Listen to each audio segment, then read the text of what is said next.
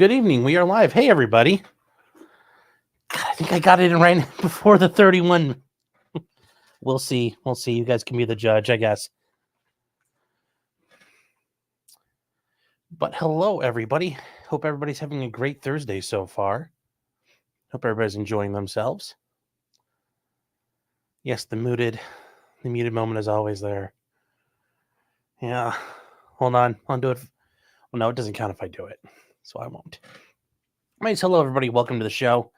I am Potentially Criminal, also known as Sean. If you guys are new, I am an attorney in the Cleveland area, and I practice criminal defense law, amongst other things that come in through the door. Got a lot to talk about tonight. If you guys weren't aware, Sam Bankman-Fried was on trial, but there's also now a verdict. Apparently, the jury did not want to wait around for a free dinner, and given the evidence, I don't really think you could blame them. There was a bit of an issue with the internet getting involved in the Colorado case involving former President Trump. Excuse me, whether or not he could run for election and whether or not he was disqualified. And a couple other things to talk about that'll actually be very interesting. Big updates in the Delphi Murders case involving Richard Allen's defense attorneys. That's actually very interesting. We'll go through those documents. Not as startling as before, but still pretty huge. And let's see here. Hope everybody's had a great week so far. This is another week that, wow, it's just gone by so fast. And hope everybody had a good, happy Halloween. I know we did out here. We had the first snow of the year. Kind of weird. We had thunder that night too, so it was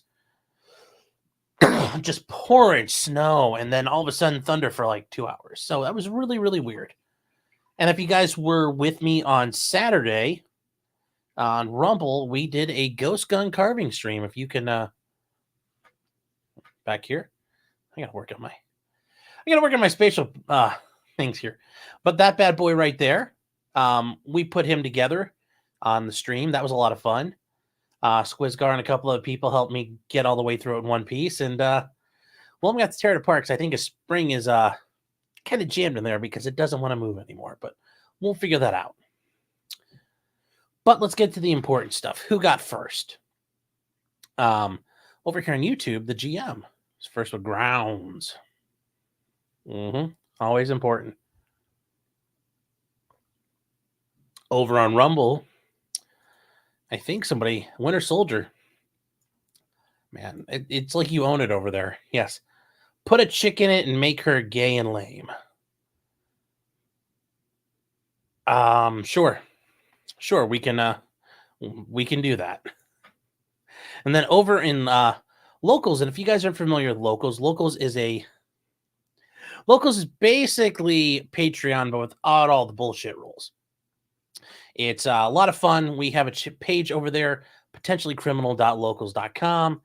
You guys could join up for free. It doesn't cost you anything to join. You can post and see things that are going on. And then if you pay to become a supporter, it's only $3 a month. You get access to the live streams I do. I do a live stream every Monday night, about 8:30 or so. We usually go for an hour or two. And then after every Thursday show, after this show, we kind of have an after show, get to hang out and talk and, all the things that are kind of not really relevant to what we talked about today or to really work with today. And it's just generally a lot of fun. We all have a big laugh, a big chuckle about it. You guys can join $3 a month. If you pay for 10 months, you get 2 months free. If you aren't sure about it and you think it's just probably full of cringe, well, you can try out with the promo code criminal. It gives you 1 month free, and you can try it out for yourself and see how much cringe really is there. And then over in Locals chat for $1 from...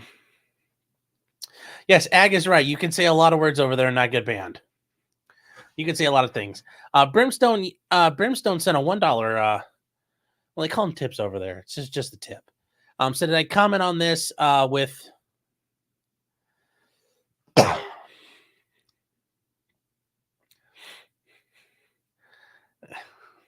No, I did not comment on the the former NHL player dying over in Britain when he was playing hockey. I don't know if you guys have seen that one. Oof. I can tell you this much. As kids, you always wear your throat protector. Generally good reason for it. If you guys weren't aware, the guy got his throat slashed open with a skate, and he was leaking too much on the ice. So that happens sometimes.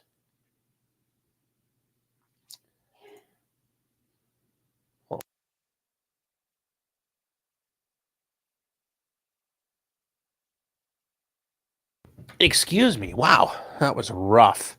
I also want to say hello to everybody over on Kick, Twitch, which we're still on Twitch. I'm still surprised. Facebook and Twitter. You know, it's X now. Well, it's still Twitter. Will always be X.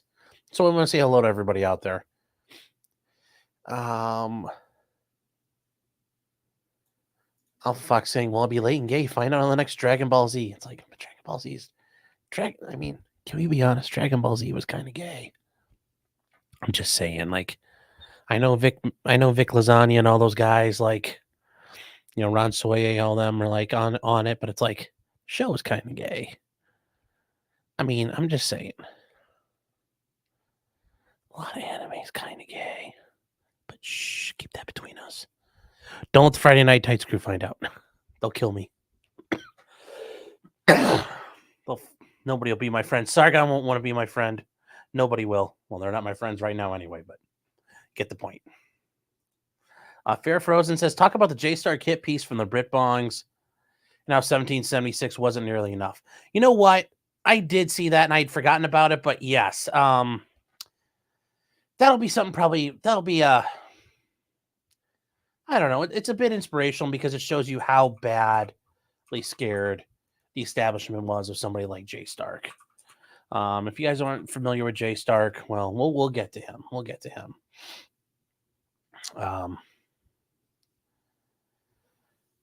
So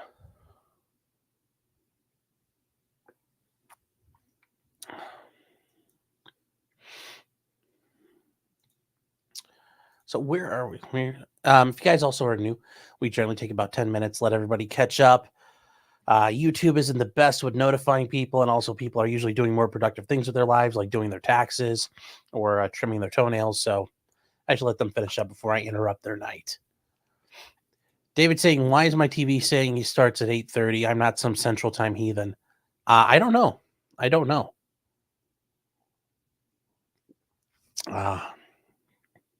Not sure.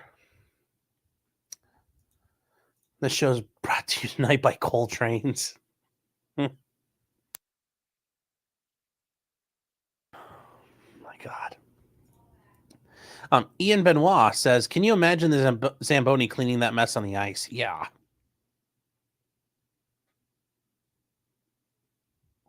I mean, you'd probably sanitize that Zamboni afterwards. If you guys aren't aware, Zamboni is like a big truck. It's kind of like a vacuum cleaner for the ice, and it scoops up all the ice shavings. But then it has water, a water tank on it too. And it takes hot water and it sprays it on the ice, and it smooths the ice and resurfaces it. You can call it a resurfacing machine if you will, but it's called a Zamboni. And yeah, like that thing can just dumping all that ice out, just be red everywhere. So it'll be a rough time. Why did this not show up, Ian? My bad. So yes.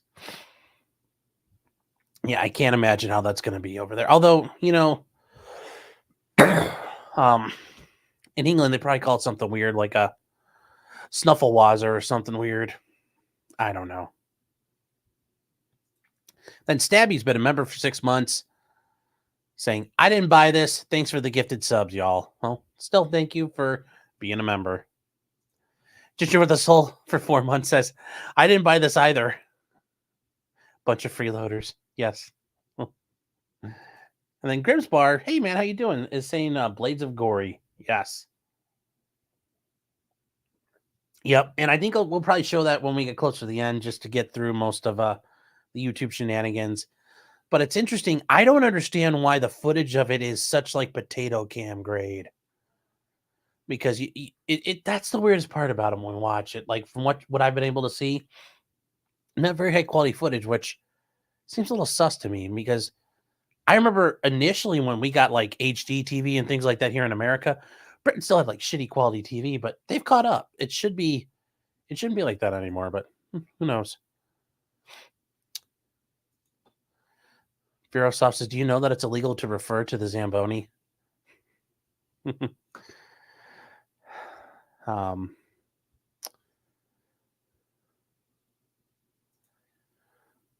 Verosoft saying the people of Plants vs. Zombies We're sued by Zamboni. Oh.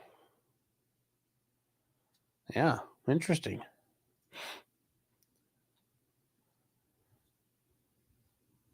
Smacky chances I'm occupying this membership. It's one way to do it. Be a squatter.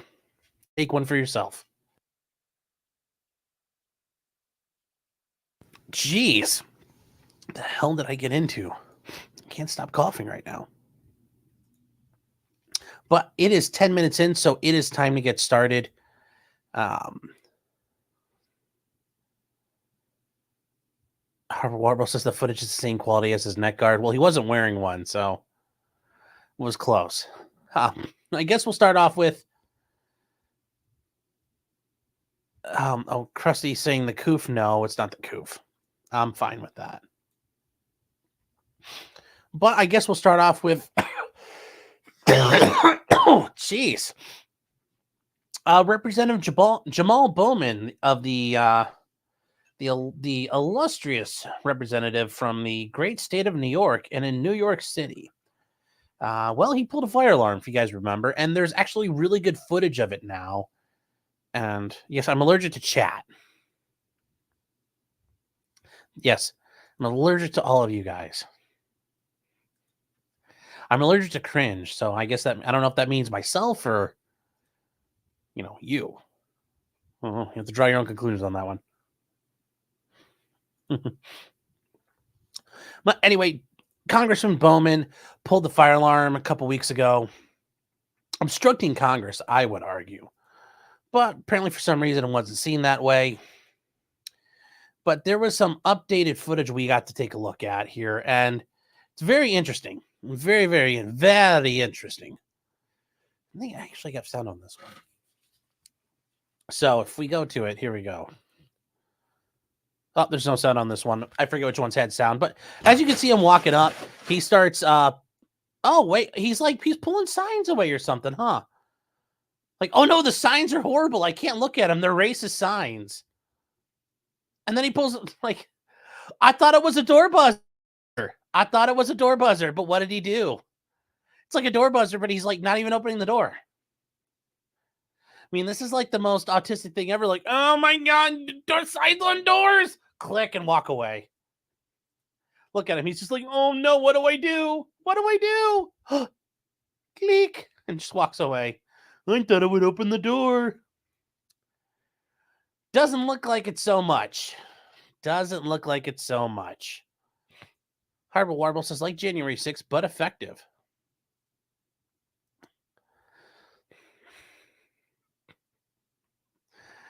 Oh.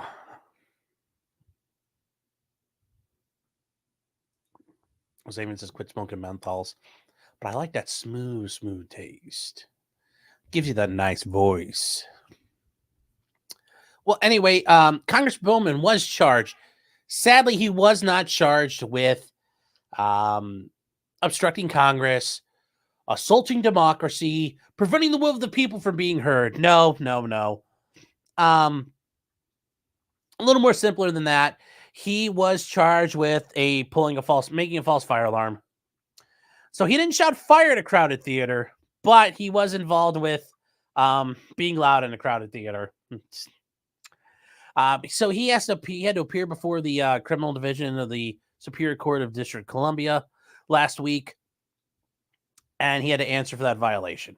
Now, it hasn't been fully sorted out, but it appears based on press conferences he gave to reporters that he's basically going to be entering a program where he gets diversion and it all gets wiped away and dismissed, which I'm sure if you or I went to the Cannon office building and yanked on the fire alarm, I'm totally sure we would get that exact same treatment.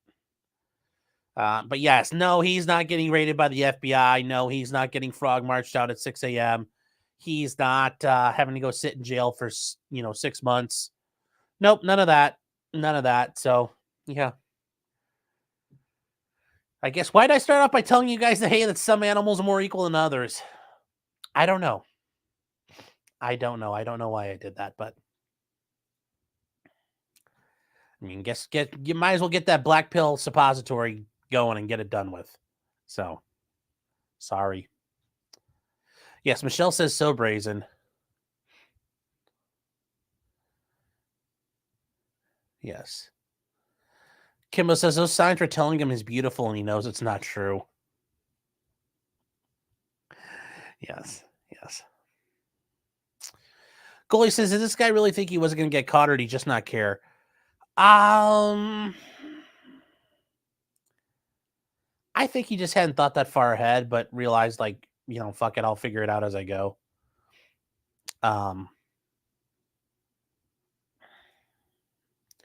Carlos Ramirez says, this is like that scene from Casino where Joe Pesci doesn't like the pictures of the homeowners looking at him while he steals, so he flips them all over. Yeah, it kind of does feel that way. I can't stand the people looking at me while I'm stealing their stuff.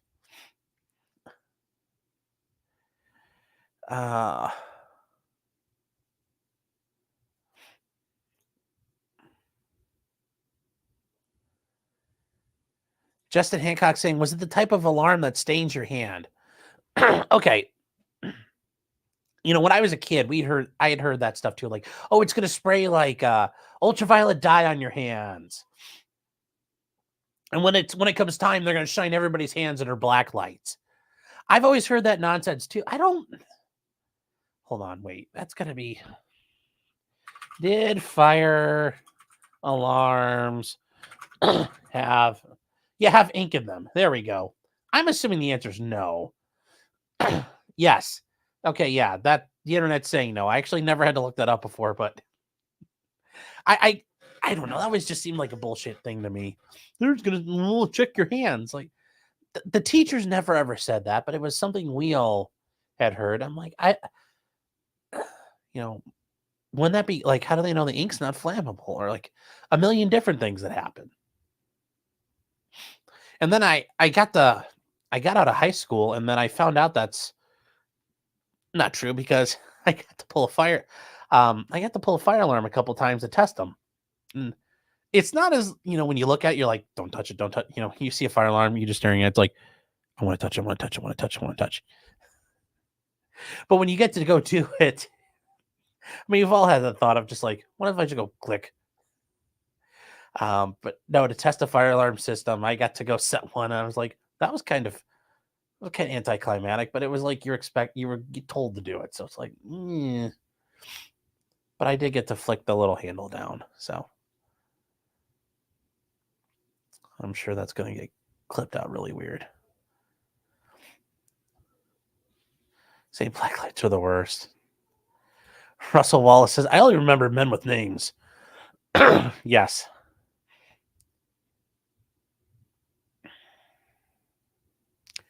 Yes, he should spend 50 hours of community service at schools educating children about fire alarms. The funny thing is, he was a principal at a charter school in New York City, so he should have already been doing that. Oh, and Porcelain Thunder says a pill of color. Yes. Grimm's Bar said for $2, thank you so much. He's saying he cried fire in a crowded circus. It's like, that is very accurate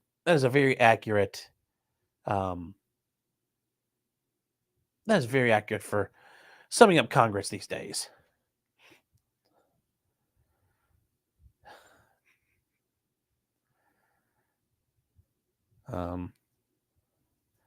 Serial Fuck saying, oh, we all had those thoughts. What if I bring the Glock 19 to school? Yes, don't do that. Yes, it ruins the taboo when you're supposed to do it. Very true. Goalie says fire alarms are like officers' guns. You just want to grab them. Oh, yes. Okay, this can't be true. In Japan, they briefly tried once to lock your arm into the box. Like, for how long? Because the fire can be moving very fast. I mean, that definitely is a bonsai move. You have to pull the fire alarm and be like, if it's locking you in, you're in for the whole thing. It's just like bonsai, click. I mean, I don't know how else you would do it in that situation. Like, what the heck? What is on my? Huh? Oh, I came out in the dryer. I think something stuck. It melted on there. But yes, I can only imagine how that works when you're staring at your fire alarm and all of a sudden you're stuck. You're like, well, I guess this is what this is like. At least if you have that fire alarm, you could swing like a sword at the fire.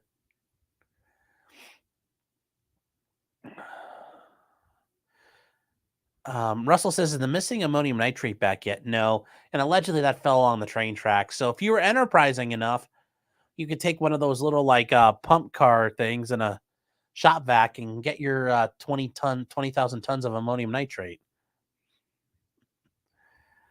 Oh. Uncle Bob's B says, am I going to be on CFC tomorrow? Maybe. I need to call the court first thing in the morning and see if something's still happening. I may have to be there. It's Trenton says it's an honorable way to end things in Japan. Yes. Yes, you have to do seppuku as soon as you pull the handle. You get the wakizashi, you're just like, what? And then you start going as you pull. Brooke says, do you drink the sake before you pull the lever? Yes. And Goalie says in Japan, shoving your hand in the box would be censored. They don't allow that kind of wholesome content in on the land of the chrysanthemum.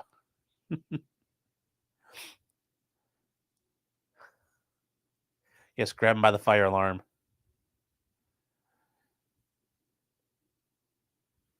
Wait, what's going on with the hair on top? When he looked at his shirt, it revealed itself. What do you mean? What's wrong with the hair on top? It's down. I mean, you see from like head on. You see from the side. See from the side. See from the back. Nobody's ever looking at the top. Look at the top. I got bigger problems. Yes, Bald Eagle's right.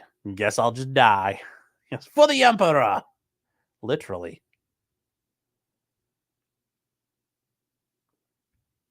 Mr. Nobody says, what happened to Rumble? Rumble should be up. People on Rumble right now. Over on Rumble, speaking of that, him et al. Saying, Sean hates Rumble. He ignores us. Well, kind of. Real Rob says, Sean needs a computer upgrade, I guess. Yeah.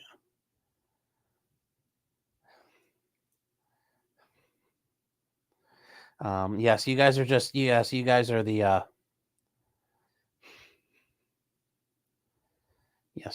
are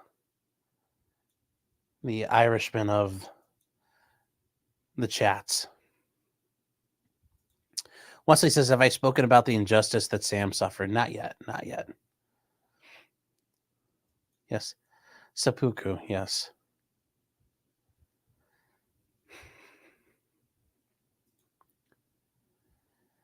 Am I going to watch the NYC double murder of a loud music? No, but that dude put in some work on those people. Let me tell you what. Oh, boy. We'll watch that one later. We might as well get demonetized because homie drops some pretty damn good. Said Rumble's not working. I don't know what to tell you yet. Rumble is there, video is not. I don't know. Rumble sucks sometimes. I mean, isn't that really the thing you wanted? Rumble was for the chatting, not really I don't know. Sorry, guys. You really are 6'3". I wish I was 6'3". I'm like 5'7". Like one time on my driver's license, this is the type of shoes I was wearing. I didn't take them off and I measured like 5'8", so I kept it for like a whole cycle because technically a doctor's office had me written down as 5'8" once. When I think I was in high school. But no, I'm 5'7". I am short. I'm a short person.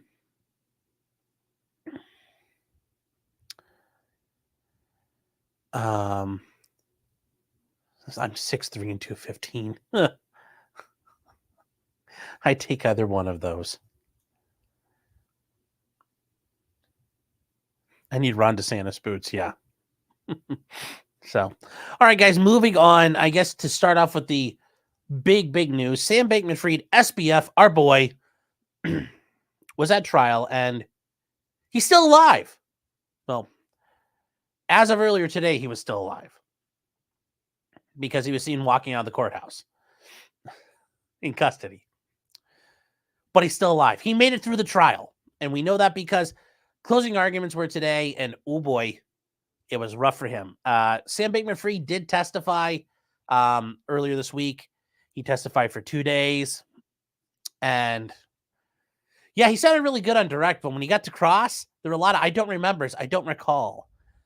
As the prosecution stated during their closing argument, to the tune of about 140 times, he said, "I don't remember nothing," which, let me tell you guys, when he gets to that point, you're kind of boned. You're kind of screwed. It's not going to end well for you. And yeah, I will say a great way to recap. And yes, he's saying, "I didn't do nothing wrong." It's not going to work for you. The John Coffey defense will not see you through at the end of the day. Now, this is from Time. I like this article because it puts together kind of the big points. Now, if you guys remember, yeah, this is SBF, the weirdo himself. I mean, you guys remember his troll of a girlfriend and then everybody else involved with him. Well, there were some big bullet points that came out of this. And I think they're best to cover those. Alameda Research have been taking FTX customer deposits for years. They've been doing it forever. These people, I mean, just the way they were doing the shell companies, all the things we talked about from before. Oh, it was just all a scam. It was all a hustle to get him money. And I didn't know this until I was reading through things about the trial. Sam Bankman-Fried was the sole member of the board for Alameda Research. It was entirely him. I mean, nobody else involved. It was just him. This was very interesting. This is a breakdown from the DOJ of what was going on with the liabilities there and what they had. This is just all the things they had going on. Their spending allocations in June of 2022. Yeah, it's just really, really, really, there's really something to see what they had going. But if they get through stuff here, when FTX crashed, SBF lied. I mean, you guys remember that. He said, hey, we're solving, everything's good, everything's groovy. He tweeted out that everything's fine, nothing to see here. And it really got bad because if you guys don't remember, this is what he said. FTX is fine, the assets are fine. We can cover all client holdings. We don't invest client assets. None of this was true. And using their 11 different spreadsheets and books that they had developed, which running 11 sets of books, I think they actually, my bad, it was 8 sets of books. Oh, that came out. And yeah, SBF had a rough day. No, I'm not gonna stick on this, but they had created a Google Doc, which he wrote, FTX had enough to process 1/2 of the remaining assets. And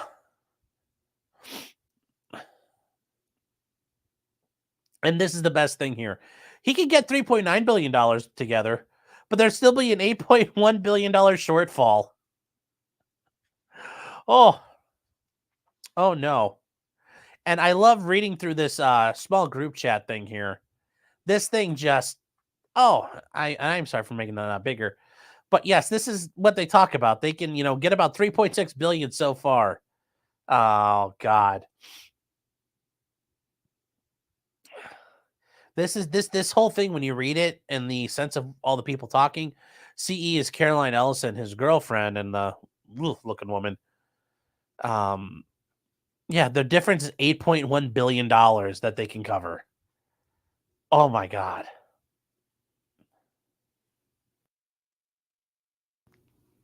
You just love to see it. You love to see it. The money laundering operation ran into some rough times. That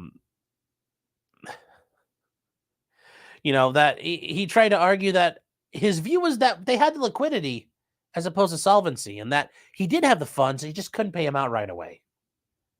That's what he maintained. Yet he was never able to pay him out. They still can't pay it out. The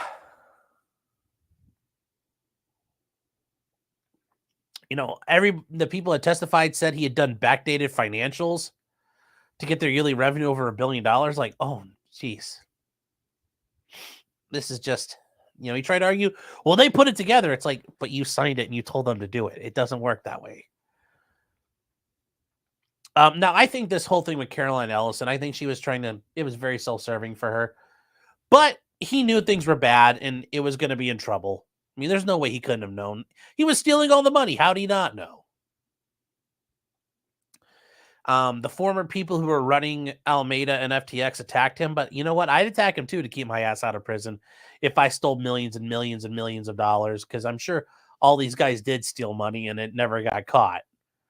So I'm sure they're all doing that. Now, the big thing, and this is very interesting, he oversaw a $100 million bribe to the Chinese government so they could unfreeze $1 billion that had stored on 2 crypto exchanges. Now, that came out, but that's going to be in a separate trial he has next year. If you guys remember, they took his trial and broke it apart. Well, this is what they're breaking apart for. A couple different charges that happened at different times where the Bahamian government said, look, we didn't agree to send him to you, so got to work on this.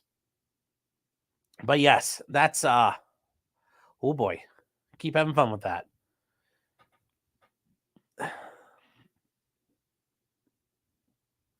Yes, and they tried setting up several methods of rescuing the money.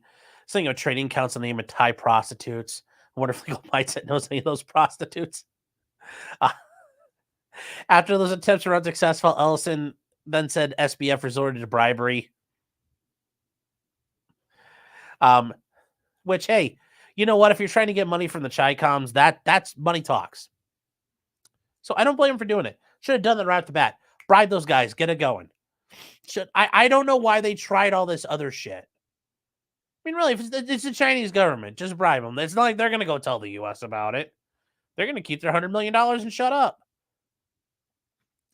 I do like how she's like, I refuse to write about the event directly in the internal documents and just label it the thing. Did you get that thing I sent you?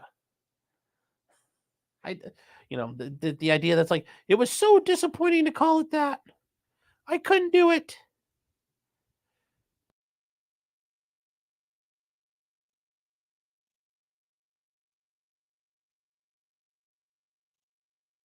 Dang, no, I can't stop sneezing. This is just, this is everything now.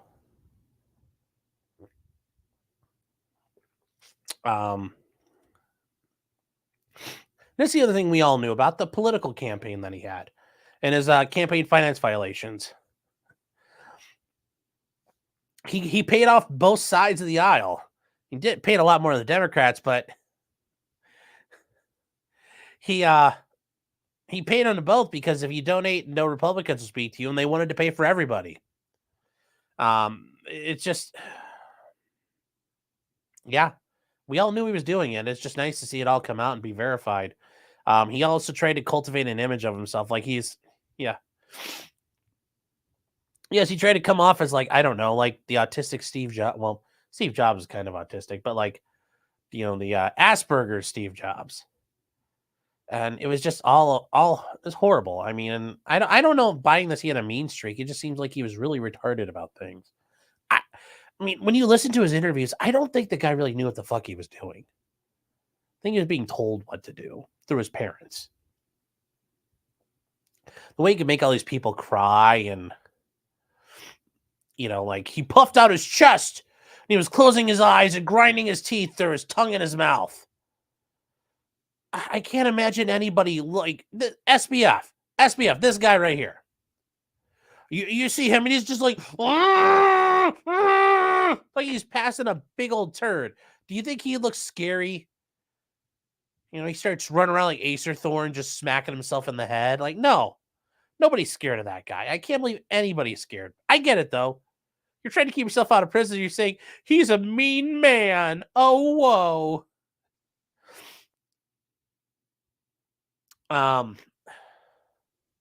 Yeah, it was just, it didn't go well. And then when SBF finally took the stand, he Yeah, he got blown up, but that was expected. Now, the jury went out. He got convicted of all counts. He faces 110 years in prison.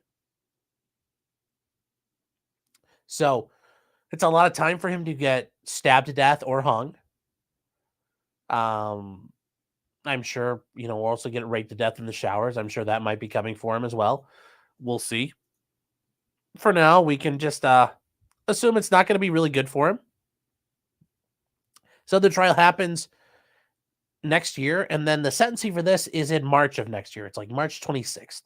So he's got a long way to go. He's got a long way to make it, Sam. I hope you keep those paper sheets till March, although that's a long time to sleep very cold. So it's going to be fun. It's going to be fun for him. Where are you guys? Legal Vices, thank you for 5,000. Is it won? Yeah, it's won. It's like I won 5,000. Thank you. Thank you, Jeff. Saying, Sean risking his freedom, license, and finances and bringing the story of the judge who said, "Ree." We're going to do that next. We're coming to that. We are coming to that. Our good old boy, our young boy Joseph, taking care of it. Justin says 215 in my bra. That's actually probably a fair way to. That's a fair way to probably allocate the weight. So, bra's made out of that bra's doing the Lord's work. Just going, oh, I can't hold anymore. Oh, imagine in karma, you come back as other things, and you have to be the bra. Just like, I can't hold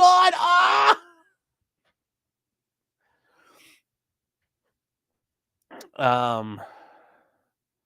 Yes, Harbor Warbler says the bank man sure kept interesting company. Yes, he did. Yes, I don't remember nothing.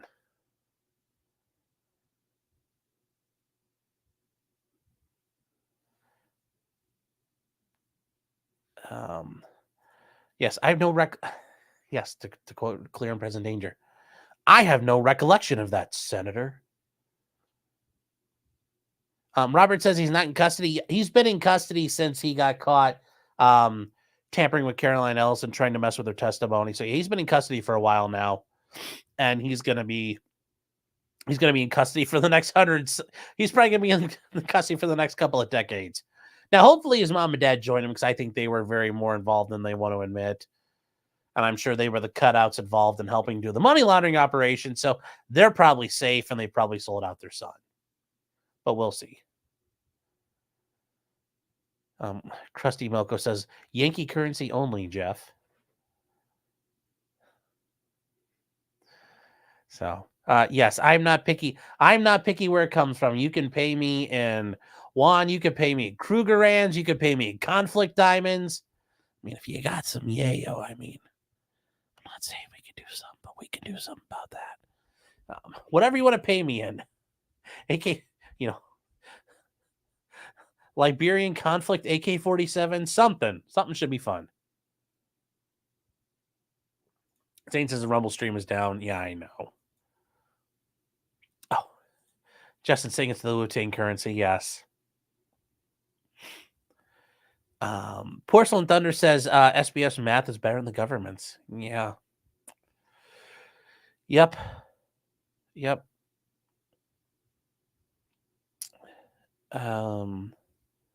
Grinsbar says 8.1 billion was eaten by the dryer. One with the other sock. Up into heaven. Porcelain Thunder saying 10% went to Biden. Yeah, sure. It could have. Eric Foam says Thai prostitutes equal ladyboys. Yeah, pretty much. Oh, let's see here.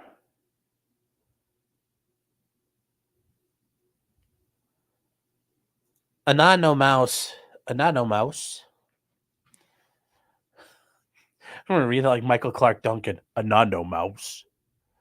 Just came to the stream from arguing about legal commenters for fun. Trust me, it's a good time. Oh, well, I'm glad.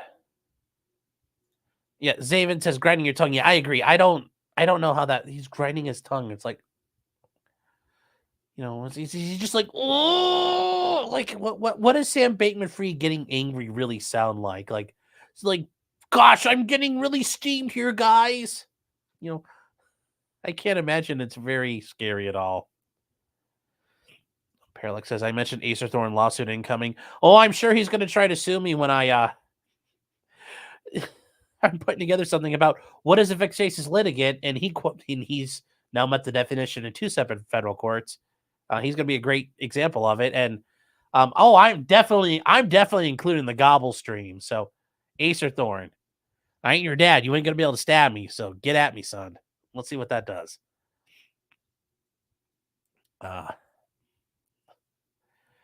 SBF tried the Ron Toye defense. Oh. Registro says, I just did Mutt's Law. I know. In hindsight, yes, I realized that. Yes, and for prison, yes, the prison he's going to has a better class of the booty goon. Yeah. Yes. Yes.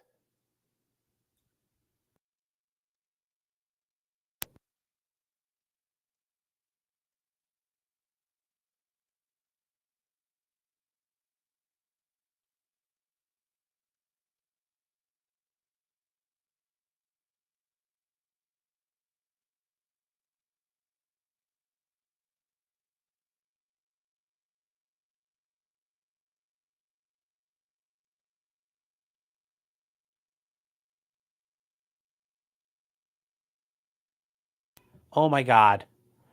I was muted. Holy Jesus.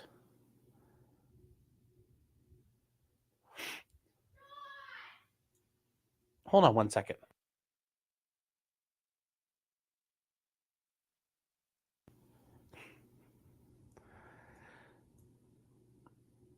Oh my God. I couldn't believe I just did that. Jesus. Muted. Yeah, mute. Thanks, guys.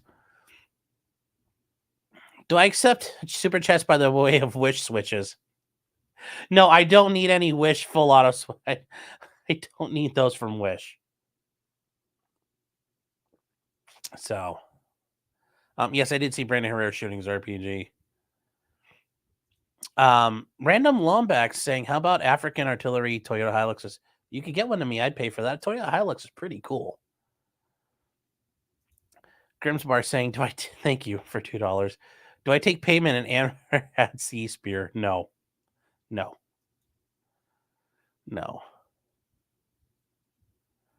Boomer muted, yes. Yeah, great. Granddad, you guys are horrible. Is Alec Baldwin dead yet? Not yet, no.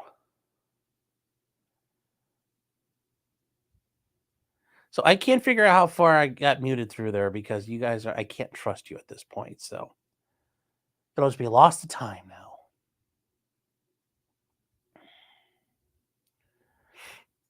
Yes, I can't believe I did. I do it every week. So, all right, guys, moving on. President Trump is facing former President Trump is facing a challenge in the state of Colorado that he led an insurrection. Ooh. And that he can't run under the 14th Amendment and some other nonsense under Colorado law. Yeah, thank you, AJ. You are muted now. Nice try. Nice try, guys. Oh.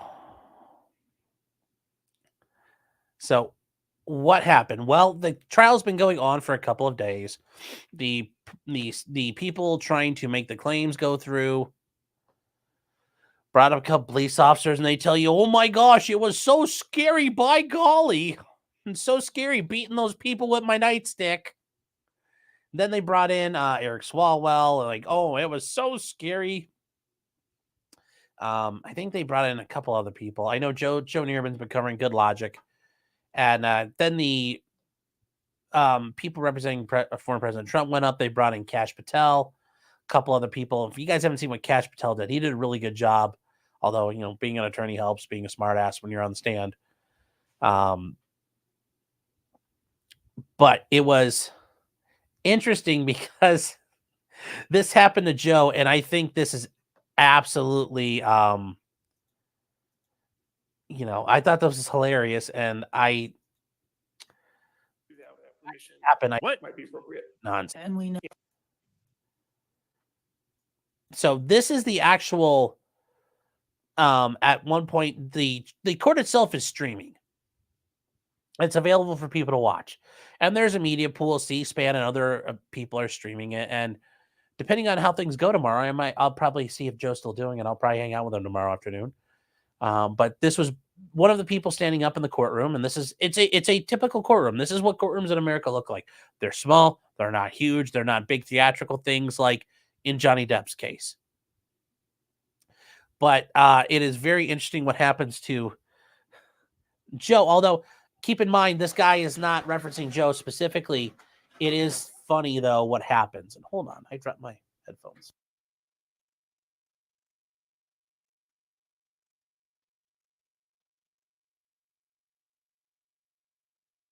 So if you guys are unfamiliar, Joe, it's good logic. He's up there. He's up there on top, and he's listening along with Kurt on civil law. This is kind of funny here. Your Honor, while we're waiting, there's one issue. We've been informed that somebody is live streaming the court proceedings on the internet without permission to record it and to sort of doing commentary as it goes. Did you get busted? Beyond the scope of who's there. I mean, I don't know how to get in touch with them, but maybe an admonition. What? That they're watching, that they can't do that without permission. What? Might be appropriate. And we know that they're not part of the expanded media coverage. Yes. Yes. Is this Did me? you get busted? Is this me? Are you talking to me? Do we know what organization it is? It appears to be an individual, Your Honor, but there were like 7,000 people watching them. 7,000? I mean, I'm not going to lie. Joe's probably thinking like, oh my God, I take 7,000 people. I mean, Joe's like, who the hell's doing who's doing the viewer count on that? Oh, you guys, oh yeah, Joe does have Sabbath tomorrow, so I'll take a look. But yes, this is I have 1,900. Attorney in Florida is now 8,600. Okay, good. It's Ashley Epp. Okay, Who's did you that? get busted? Ashley Depp. Epp, EPP. I didn't think I was doing anything wrong. Ashley Depp? Who the heck is Epp. Ashley Depp? Apparently, Epp. Epp? I need to look at. Well, so Wait, I'm not trying to do some. I What is the? want to make issue? it clear that there are very specific statutes and rules in place in the state of Colorado for videotaping proceedings, and there's a process. It only applies to actual media outlets, and you By need media. to request and be granted permission to record any proceedings.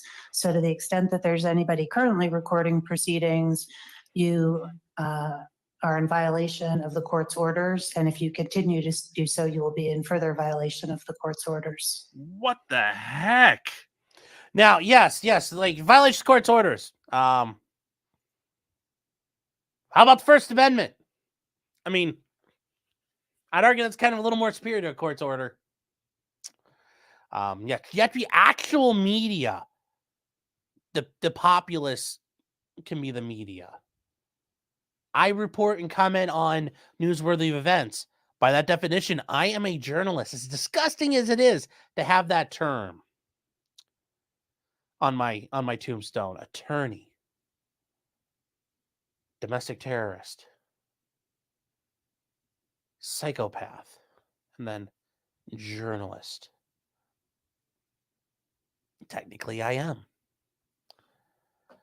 am. That's the first thing. You are in a public courtroom broadcasting something that is publicly available. Who the hell do you think you are to say you can do that? Nobody. That's who. Number 3 now. What are you going to do to this person? You going to haul him in your court? I'm sure that's going to go well. Even I mean, Joe lives in New Jersey. I live in Ohio. Have fun doing that, number 1. I'm sure. Call the Supreme Court of Ohio up. Let's say I was doing it. Hello. Yes, Mr. Supreme Court man, yes. I want to report something. There's an attorney. He's using my stream of a court trial. Well, yes, it's publicly broadcasted. And yes, other people are broadcasting it. Click. hello. I think you hung up on me. Well, what's she gonna do there? What is she gonna do? Like I said, the First Amendment issues aside, you're really gonna try to tell people they can't restream a public hearing that you put up and made available?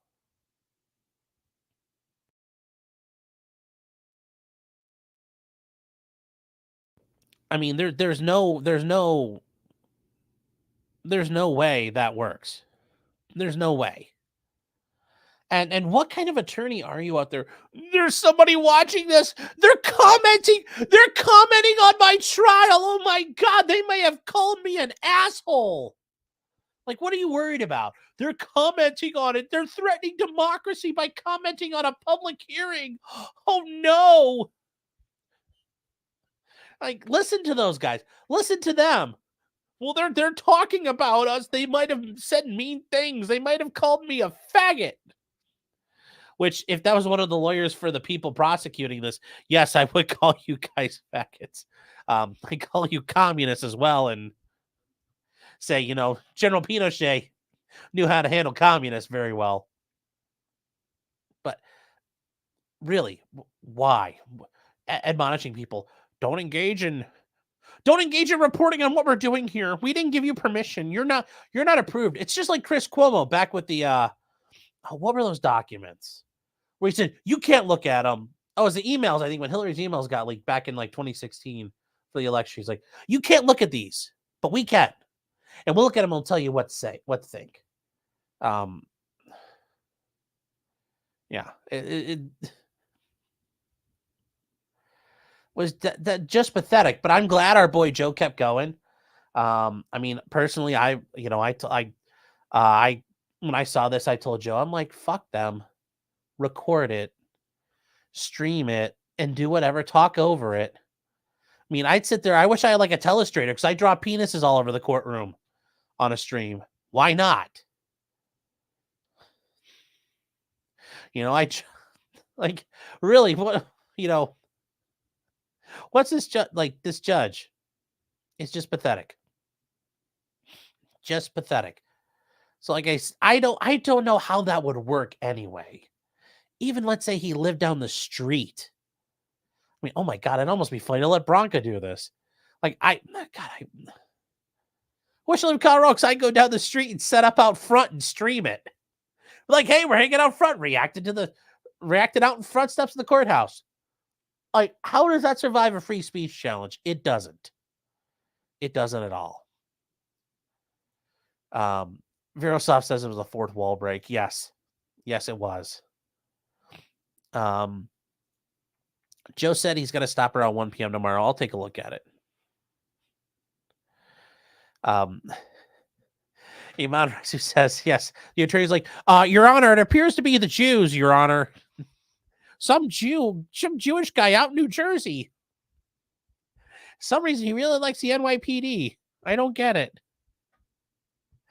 No, we love you, Joe. You do God's work out there. Joe wasn't shitting bricks. I think he was just like, what? Like, to be called out like that on this trial of like national, like, this is a pretty important thing going on. And these attorneys are worried about somebody watching this. And I wish somebody had the link to this stream that was going on. Because number one, I want to figure out how they got that many people. But number two, also, what were they commenting on? Because let's say they were, who knows? Yes, it's called the First Amendment. Yes. It's Trenton says Sabbath wouldn't be until 6 p.m. Yes, but I think it takes some time. You got to get stuff lined up because it's a whole day. You can't do anything. So got to get everything ready to go. Yes. Why can't the public watch something that concerns them? I agree. Zero Fuck saying it's a jurisdiction issue too. That, like I said, that's a, below the First Amendment, but yes, that is a subsequent issue that would have to get brought up. Yes, the actual media. Justin Hancock says prior restraint these nuts. Yeah. Yep. J-Rock says Joe's going to a Colorado jail. Oh, I think he's from the city. I think he'd tear him up out there. He'd be the podfather within a day. Actually, I take that back. Within an hour, Joe'd be the podfather, walking around with a do-rag, taking commissary off people, running up their phone PIN numbers, making multiple calls out right after each other. Joe'd be running that pod. We know he would. Jeff is, yes. Dear Judge, personal jurisdiction is a thing. Please look into it. And given the way she's ruled on stuff, I'm not sure she understands a lot of what she's doing.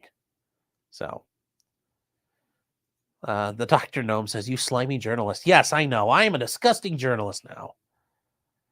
Yes, it's a war tourist. No, I'm not. I'm not all the Twitch and Twitter people going to Ukraine. Meat Candy says, I forgot to put on their gravy lover. I mean,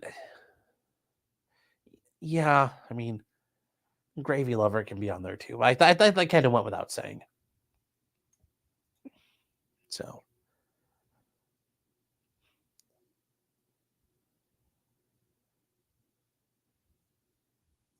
Harbor Warble says, and another new content creator angrily discovers fair use. Yes. Yes, Chance Schofield, this is perfect. Yes. They're gonna comment. They won't stop commenting. You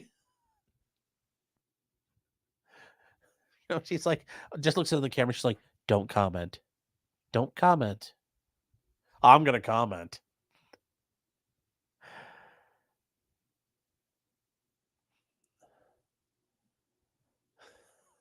The lawyer needs to do a hot tub seat stream to combat all the haters. Oh yes. Oh yes, that's very good. Maybe you can get Vito to come in and help him out on that stream.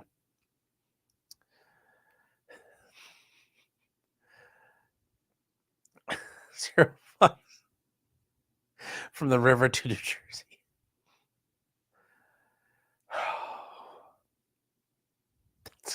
That's rough. Oh my God.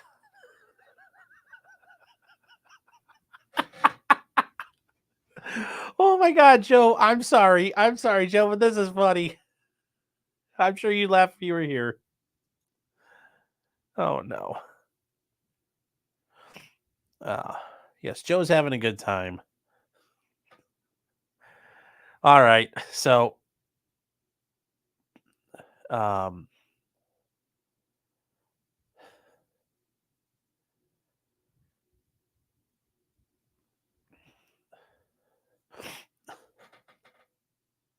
all right, we gotta move along. Oh, Russell says, if one had to guess how many state lines, yes. My stream, yes. You know, Your Honor, his stream cost all the state lines, all of them. Oh no.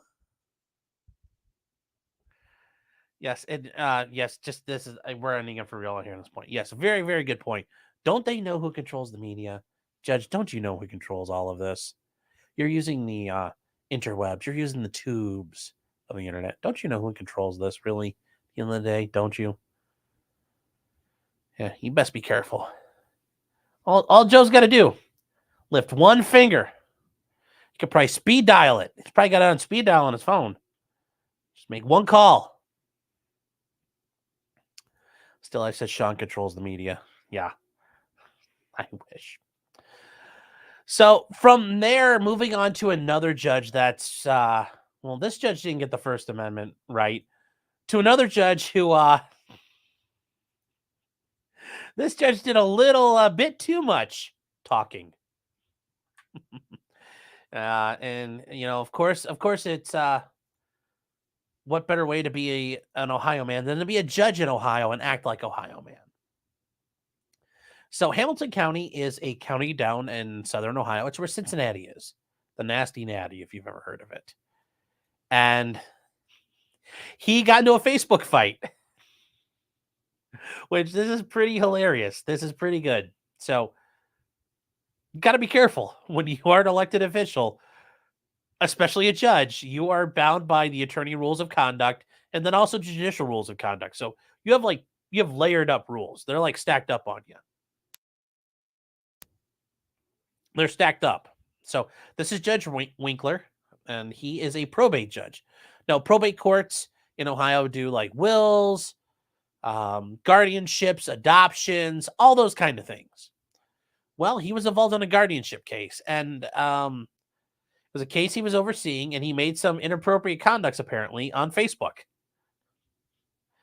And this complaint was submitted to the Ohio Board of Professional Conduct, which it's also disciplinary counsel, which, oh my God, that's, I will tell you, that is some of the, if you more than once, you get a letter that says, Supreme Court of Ohio, Office of Disciplinary Counsel, you immediately shit a brick made out of like the hottest molten hot, like magma, just right through your pants, through the floor, making its way down the center of the earth. Immediately.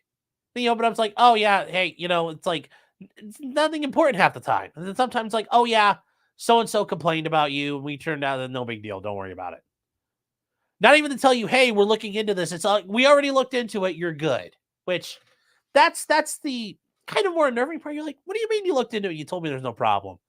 That's almost like the police sending you a letter saying, hey, bud, by the way, we searched your house and we did an investigation on you. We don't think you murdered so-and-so. And you're like, I don't even know who so-and-so is. But this person claims that he criticized and responded to the son of a woman in an ongoing guardianship case because the guy was complaining about how the judge handled it. In October, the son commented on the judge's public profile, which I don't recommend this. If you're, if you're going to do it, if you are a public official and you have a Facebook page, that's a public forum. So people are going to come on there and say all kinds of shit you might not like. Well, they didn't like how he's doing it. And the judge responded on the page saying the son was just mad because we had to intercede and take care of your mother when you didn't. Damn. I mean, the judge just bringing some fire here.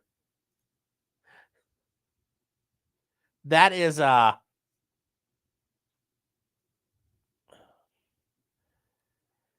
just think about that. You go in there and you talk shit to a judge, to some public official, period, and they light your ass up. The guy's complaining. The judge says, if you weren't such a shitty son, I wouldn't have to be involved, period. Oh my God. And the judge went on further to shit all over this guy, saying, I am glad a nice neighbor called Senior Services and we got your mother in a safe, clean, and healthy healthcare facility.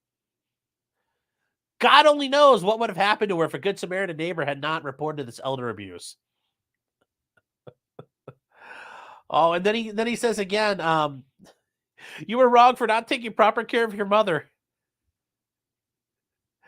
And then he just goes further. I mean, he just keeps fucking with this guy. Multiple, like when you did make it to court, you often reeked of alcohol. I'm betting that was probably in some of the findings or something that was commented on, but here's the thing. Probate court is not something people are supposed to know about. Probate court is very private. You're not entitled to sit in on those hearings. You're not entitled to access probate court records, generally speaking. So like this being out there, this judge is actually putting stuff on blast that should not be known for the most part. But this judge is just lighting this guy up. Makes it you reek of alcohol too much. Sir, when you came in, you were still licking the bottles clean. The judge even goes further. You missed so many hearings for unknown reasons. Don't try to blame my court for your shortcomings as a son. Your mother could have died or suffered needlessly if my court didn't help her. Oh, goddamn.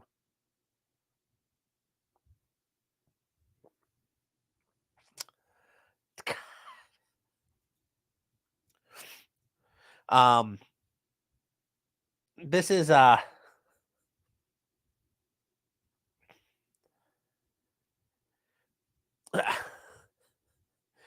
mean, there are judicial rules of conduct, and he should have obeyed them, but I'm sure this guy deserved every bit of this I mean, this is public. What this judge did, this is like, You guys seen American History X in the shower scene? The judge basically did this in front of the entire world to this guy. I mean, those cheeks got busted and split like the Grand Canyon. This guy basically sounds like he left his mom to die, came into court reeking of booze all the time, and didn't show up when, like, half the time anyway. I mean, judge just busted cheeks with this, and it's just... I mean, you're torn. So you want the judge to be professional, but this guy also did likely deserve it, I'm betting. Based on what's here. The judge isn't making it up. But I'm sure this is... These types of cases, you know, like adult protective services cases and guardianship matters, generally aren't this bad. So if something like this happened, I'm sure it was pretty remarkable for the judge. Yes, David says 40% of the time is he was there every time. Yeah. Oh, no, don't worry. I've had to make those arguments in court. Like, look, Your Honor, like, I know the guy hasn't shown up for probation all the time, and we want, you know, perfect attendance. But he showed up most of the time. And I had the judge one time count up all the times he's there. He's like, yeah, he was there 2/3 of the time, counselor. Like, Your Honor, 2/3 is most. And in fact, that's greater than most. That's actually quite a bit of an amount. Like 2/3 is almost all of it. You know, we're only talking about 30%. Yeah, and yes, Toothless is right. Look, if you want to talk shit to the court, yeah, the judge is like, don't make me take off my robe. So we keep going though. The complaint claims many of Winkler's comments were incorrect and misleading, including the woman suffered from elder abuse. Oh, I'm sure they were all wrong. Yes. Look, I didn't come in the court smelling like alcohol every day. Just sometimes. I'm sure, Drinky. The judge said he relied on memory while responding to the comment, didn't look at the case. So he's like, I didn't even use notes. That's how fresh it was in my mind. The judge said he realized he shouldn't have made the comments. He deleted them and then handed controls page off to a staff member. He also said he deleted or hid the comments. Now, that could be like a First Amendment issue, technically, there, that he suppressed some speech. But the judge did the right thing in that he gave the control to a staff member. You shouldn't control your own page. But more importantly, I mean, I think the court's not going to say, you know, the Supreme Court's going to be like, you should have deleted them, you deleted evidence. He deleted it right away. I'm sure he admitted to all of this when they finally made it to his desk. He's like, yeah, look, this all happened. I fucked up. I'm sorry. Now, what are they going to do to him? He will probably get he'll probably get a public reprimand. Now, it'd be funny if they reprimand, like, the Supreme Court of Ohio goes on his Facebook page and they reprimand him on there. That would be funny as shit.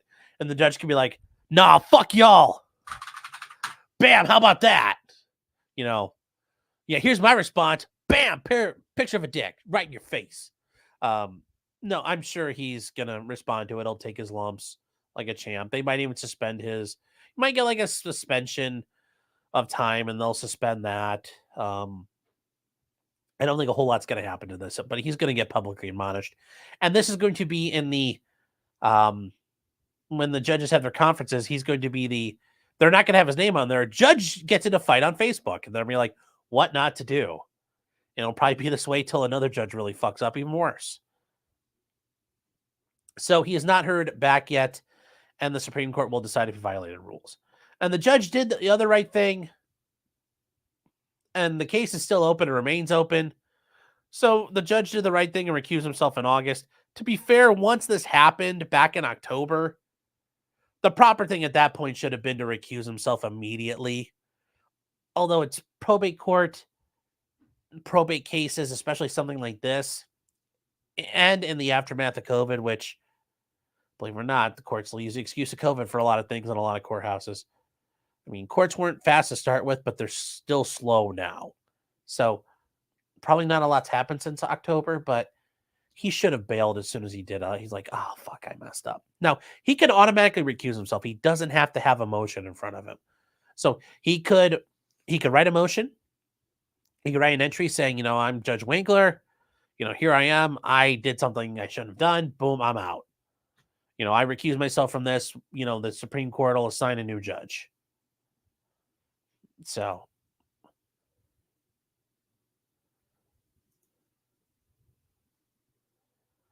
that is the simple way of handling it. I'm sure that I part of me wonders if there would be a hearing on this. I'd love to see that guy come in and be like, the judge made fun of me and he said I was bad. It's like, well, were you bad? It's like, well, yes.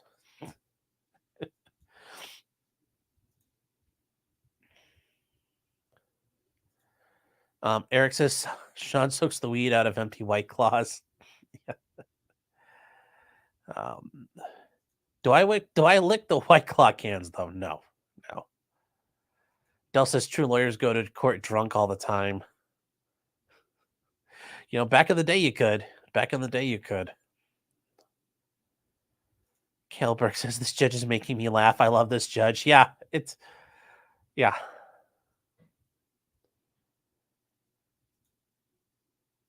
AJ saying judges make real good money and are supposed to be way better than a normal citizen to get it. I mean, yeah, to an extent, but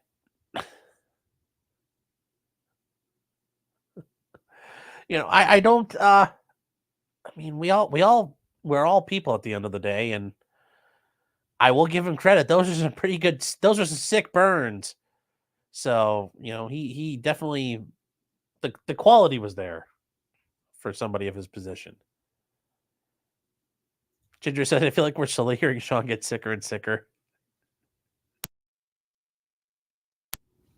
Yeah, by the end, it's gonna be awful. Toto Vader said it just hit him with the "You're not allowed to comment on court proceedings" court order. Boom. Yeah, that'll be the great thing. Yeah, it's like, Your Honor, I tell the Supreme Court, like, look, Colorado's judge said you can't comment on stuff. And Dennis Wright, yeah, it's like, how do you like your ass, defendant? Although he's not a defendant, but yes, how would you like your ass cheeks? It's very crispy.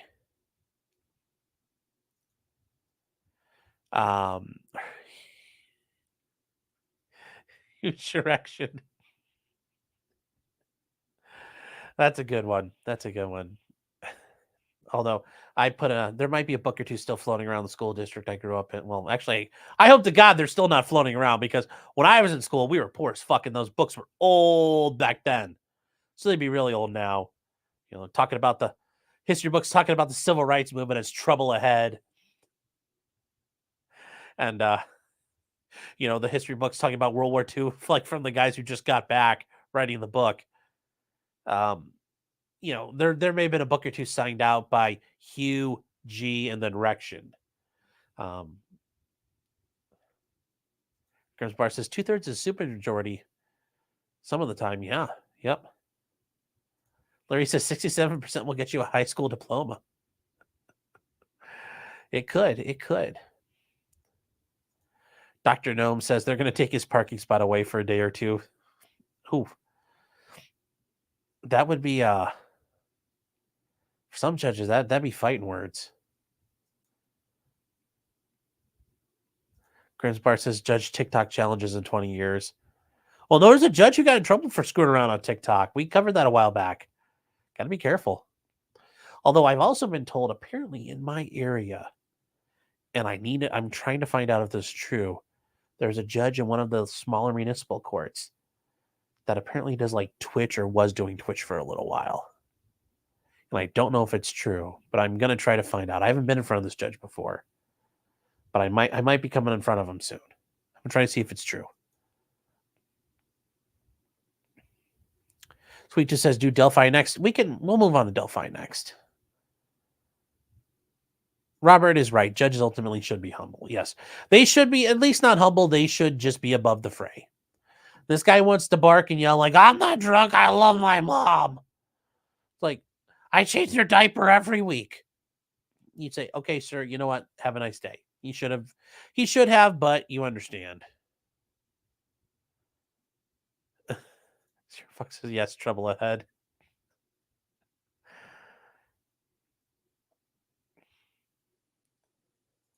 Grimm's Bar says, was the guy who got roasted charged at all? Could the police charge the guy when the judge be called as a witness? No. In those cases, that normally when there's a guardianship issue like that, where somebody's declared to be a ward, by that point, like Adult Protective Services has probably gotten involved. And I doubt it rose to a level of neglect because he's probably not a designated caregiver. Generally, that issue of neglecting somebody who needs care, you are a designated caregiver. That's your job. You're supposed to do it. If it's just a crazy lady and her son is kind of a loser, that's not really a crime because there's no duty at that point.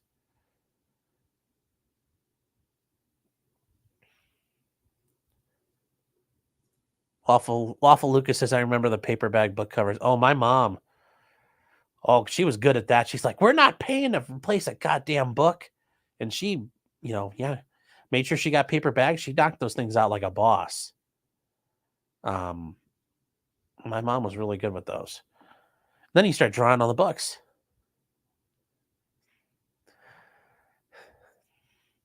Still, I said,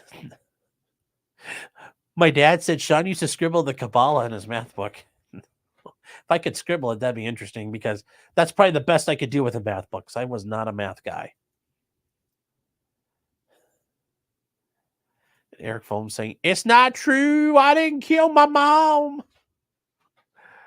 Oh.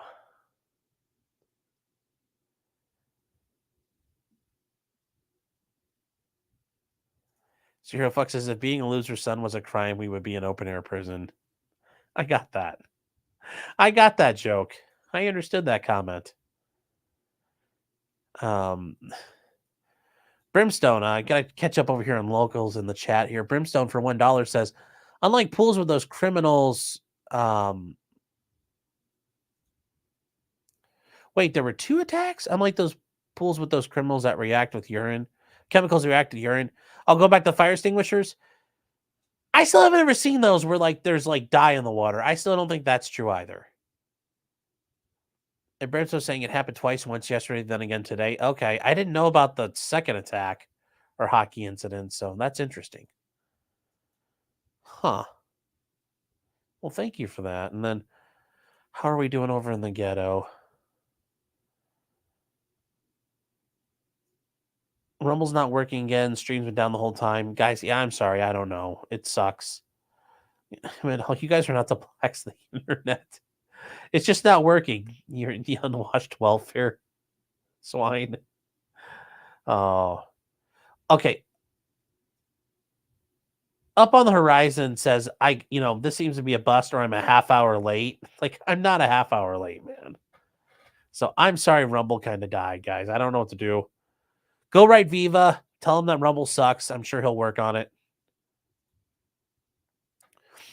Now, moving on to more judge. Actually, this is like a whole judge show tonight. Talking about judges screwing around, causing problems everywhere. The Delphi case. You guys remember the Delphi murders? Richard Allen, we've gone through his stuff. Don't be a dumbass and talk to the police. Well, the judge in that case did finally, she kicked off the attorneys, told them they were no longer needed. Well, they kind of fought back. And it looked like things were. Does Viva own Rumble? No, but he talks with them. He's a big shot at Rumble. She formally disqualified the attorneys and set a new date with the new attorneys. And we're going to get to the motions in a second, but I just want you guys to see this. So, on the 31st, they had a hearing. And at that hearing, apparently the judge was not very thrilled because the 2 attorneys that were previously on it, Andrew Baldwin and Brad Rousey, were sitting at the table with Richard Allen. And she got very pissed. If you guys weren't aware, Judge Gull. Relationship. So why are we? Yeah. This is Judge Gull in all her beauty. Yes, I'm sure she was a looker at some point. Even the security guard's like, asshole. The judge said, I cannot and will not allow these attorneys to represent you. I'm sorry this has happened, Mr. Allen. For what? She still hasn't said what they did. She still hasn't said it. We only know what's happened because the attorneys told us what she said. The judge has never come out. She accused them of gross negligence, but she never said what they did, which, you know, you might as well release your findings because the cat's out of the bag now. But that said, during the hearing, his new attorneys, his new court-appointed attorney sat behind him. Now, I will say that's a shame. You guys see her down there every once in a while. I don't think she's here tonight. But she is involved with PD work out in Indiana. I'm not going to reveal her power level anymore. Said that apparently one of the attorneys that got appointed had previously been consulted by one of the news stations in Indiana. I'm just like, I don't know, one of the two. And he commented on the Richard Allen case already, saying like, well, yeah, if the ballistics match, he's toast. And I guess he was like, you know, just when you watch any news story and they ask the attorney what's going on, the attorney gives like a quick explanation. Well, yeah, you know, that makes it an issue. That makes it a big problem. So, yeah, I don't like that. I don't like that guy being an attorney if he's already kind of done that, because now people may have seen that and thought, oh, well, this attorney thinks this guy's guilty. So the hearing itself, actually, wait, did this show up? Because I wouldn't see Big this change before. announced Oh, today wait, in no, the that's Delphi the Murders. yeah. So yeah, okay, that's what I thought. It was the same thing I'd seen before. So the one attorney I actually hired as attorney. We talked about this before. And he said the judge did not give him any notice of the negligence, so they were not prepared for the ruling on not representing Allen. And they are still appealing all of this. They are actually taking it up to the Supreme Court of Indiana. They're asking her to get recused. So that'll be very interesting to see how that shakes out. And Baldwin told the judge, Richard Allen's asked us to represent him. That's important. You know, the state here is like, they're concerned that he has a fair trial. They don't care. You think the prosecutors care he has a fair trial? They've been withholding evidence against the dude. Like, look, we want him to have a fair trial. We're just not going to give him evidence. We're going to lie about shit, and then we're going to commit like Brady and Giglio violations left and right. But we want him to have a fair trial. You know, we care about your feelings, but we're still going to try to fuck you in the ass. Like, but it's okay. No, it's not. They can't be trusted.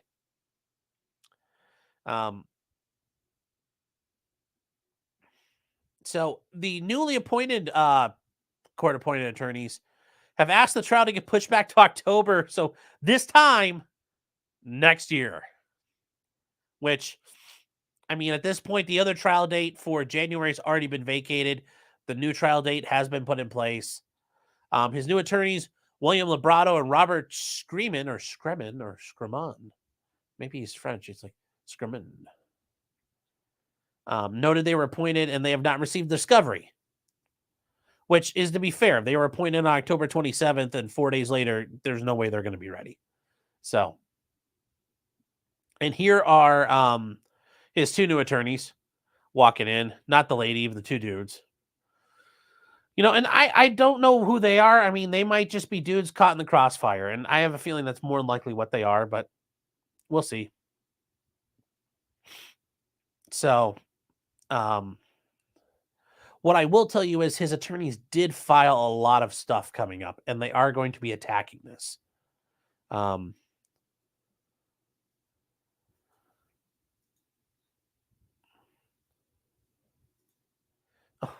Combs says $2. Thank you, by the way, Malcolm, saying, which is worse on a tombstone, journalist or lawyer? Journalist by far. You know, my family's going to do genealogy. It's like, he was a journalist? We're going to be here soon, and it's going to be like journalists going to be considered like nonce or pedo. So it's like, no, you don't want that.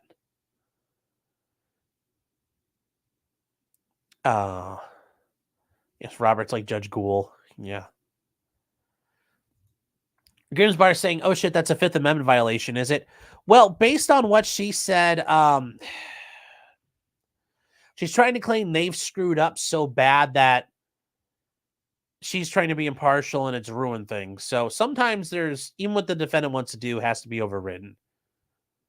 But this isn't one of those cases. This judge is just being scummy. Something isn't adding up right. So that's a shame for 199 saying, oh, hey, I'm here working, only soliciting though. Hi, chat. I was going to say, you haven't been out here screaming about the case yet. So yeah. She's saying, yeah, they're appointed counsel, which means they are not public defenders. So the way appointed counsel works, and this is pretty much how they do things here in Ohio. Like I get appointed cases. You get appointed criminal cases. You get appointed to children's services cases. You get appointed every once in a while to like a while ago I did, you can get appointed to an adoption case because, for example, that person's losing the rights to their child. And that's a pretty important, like right you have as a person. So courts out of caution will sometimes appoint attorneys in those cases. So they're appointed, meaning they're not with the public defender's office, they're private attorneys, but they've been asked, will you accept this case and defend this guy? You get the bill of the state. Now, it's generally not good. I mean, it's like in Ohio, the top-notch rate is $75 an hour, which if you do enough hours, yeah, it adds up. But yeah, you have to do a lot of it to make it worth a ton of money.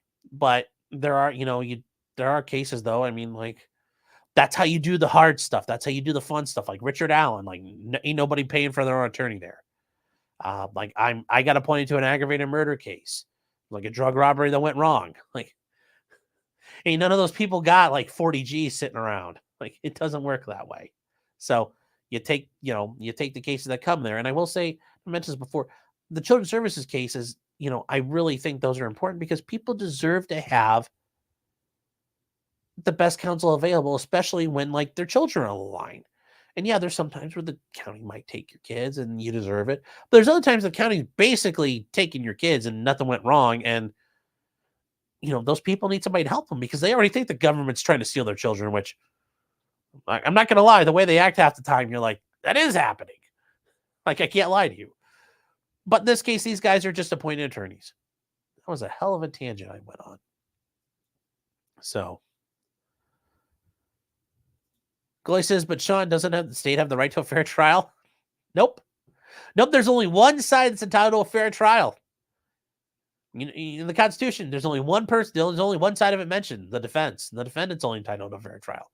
Who cares? State can't get a fair trial. Too bad. You know what? That's when you should have the Arvita Baddies, moment of like, if we can't get a fair trial, nobody likes us.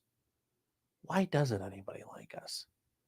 But no, if that were to happen, the state would say, no, it's the people that are wrong. We need to put those people in jail because they're bad. That's how prosecutors think. Toothless says, can you fire court-appointed attorneys? Okay, so generally speaking, how this works is if you're in a county with a public defender, you could say, I don't want this public defender. They might reassign a different public defender to come work with you. But the idea you could fire them and say, I want another attorney. Well, yes, courts have a list of attorneys they use. They have a roster of attorneys who might be available to take appointments. But you can't just fire them and like get through your fifth or sixth one just because you don't like them. Sarah Boone, guys, is like the exception to the rule. By the way, there's no updates. Everything's kind of drug out for now with her. But I use her as an example. She's had 7. Now, there were a bunch of them where there were really legitimate conflicts of interest. Then there was this whole issue with her attorney in the last one where it's like, he's not seeing her enough, stuff's not right, whatever. Okay. Attorney's like, we just can't do it. Irreconcilable differences. Break down the attorney-client relationship. Sometimes you can't just repair that bridge. You are entitled to an attorney. If you can't afford one, the court will appoint one to represent you. You've heard your Miranda rights before. You have the right to speak to an attorney. If you cannot afford one, the court will appoint one to represent you. Well, that also means a public defender. You are not entitled to the attorney of your choice in that situation. So that is a problem. So a lot of times, and I've seen the judges do this before, they'll say, no, I've appointed you an attorney. I appointed you attorney. Mr.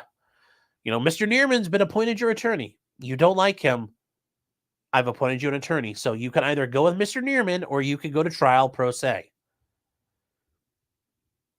That's a very common thing that happens in a courtroom. Or you've been appointed the public defender. You can use them or represent yourself, sir. Now, there are some times, and it does happen, I've been appointed as like the second appointed attorney. There's been once or twice I've been like the third. I think one time I was the fourth guy on the case. That one, there was some weird stuff that had happened, kind of like Sarah Boone, where some guys had to leave. But I've been like the fourth appointed attorney. I've also been the appointed attorney who's been fired. And then the guy, sometimes the court has appointed another attorney. Sometimes the court has, when you get fired, they're like, you know what, Mr. Martin, you're going to be the standby counsel. Meaning I have to sit there and be ready to jump in saying, look, you get an attorney. It's still the attorney, we put in the back. That's the only one you're getting. So if you want to use them, you can use them later. It all depends. It's very judge specific. And even then, it's very fact specific. But a lot of there are judges who are just like, nope, you get your one, and that's it. You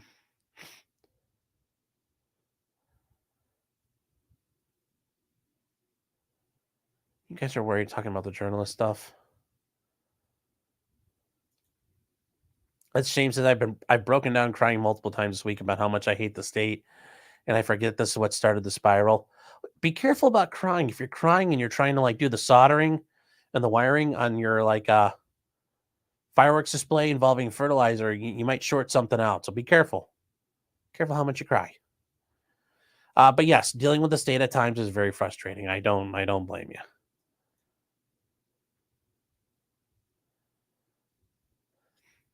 So let's get to the motions that were filed because this is actually very interesting. Ginger says they can withdraw. Sometimes you can.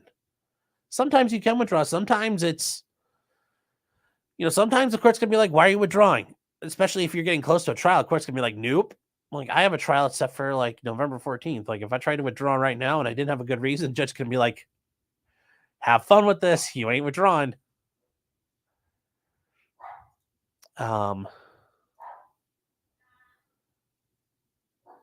Let's see here. God, well, you guys are just chugging along here. I'm trying. You guys are.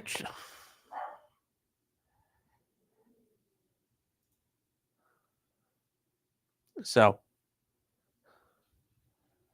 you guys are ridiculous. Toto Vader's saying, okay, Alan says one real quick. Do you have to sit there for the trial if you're a standby attorney? Yes. I've been standby attorney a couple of times, but I've also been standby attorney for a sovereign citizen or two. It's very simple. You go in, you sit there, and yes, you have to be prepared. Like at any time, they could turn around and say, I need your help. So you have to pay attention anyway, because they might object, and then you'll say, like, look, if you have an objection, come over to me and I'll tell you what you need to say. So there are a couple times, like I had one, like, a while back now, this year, it was earlier this year, guy objected, and he I'm sitting there in the jury, I'm sitting there in the gallery, and he'd come over to the table and he'd be like, hey, what should I say? And I say, you're saying hearsay. I'd say asked and answered. Or one time, the state, I don't think, had proved venue.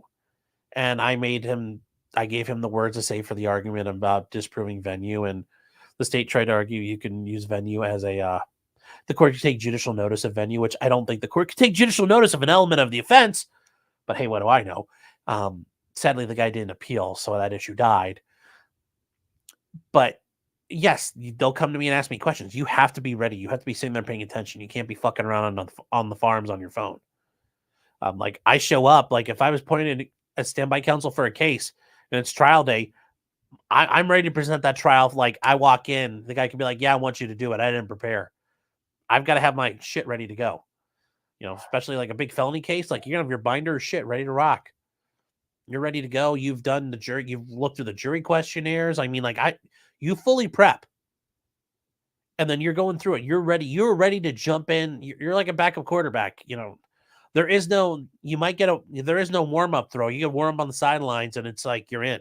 So very different. And Cole says my boom booms. Yes. Oh, all right. So let's get on to what they actually talked about. Enough talking about babbly stuff. Okay.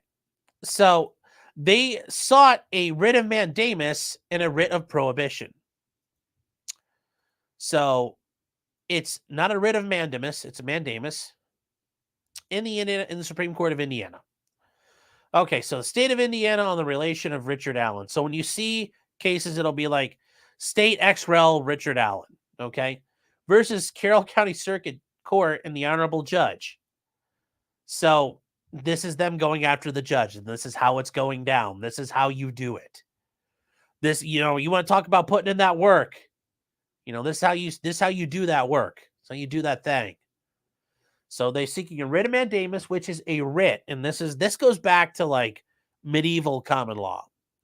A writ is you're seeking something from the court. In this case, they're asking the court to perform an action or do something it's obligated to do. They're also seeking a writ of prohibition. There's other writs. There's a writ of procedendo. There's a writ of quo warranto. I forget what the hell that one's about, but I know it exists because I've seen people file it here in Ohio.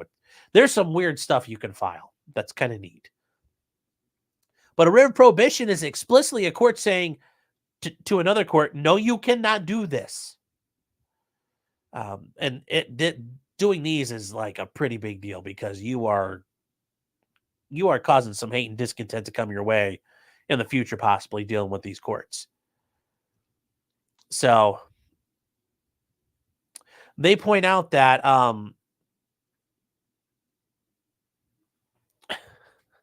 this court has declared that, and this court, they're talking about the Indiana Supreme Court, has said there are strong solid reasons for allowing public access to court records, and denial that access can compromise judiciary's role in society. If there was ever a time where this court's unequivocal mandate for public access to court records was critical, it's here. And they point out this is one of the most high-profile cases the state has ever seen. And yet, at every turn, the access to court records rules, and most of them recently, the Indiana trial rules, have been violated. And we've all been left on the outside looking in. Instead of the sunshine the public sees, it's been dark. And these guys are going through it, and they are pointing out the court is screwing with the records. And we talked about this. The court has routinely screwed with everything that's going on. The court's pulling filings out, not filing things right away. You can't do that shit. You're not allowed to do that. That looks sketchy as hell.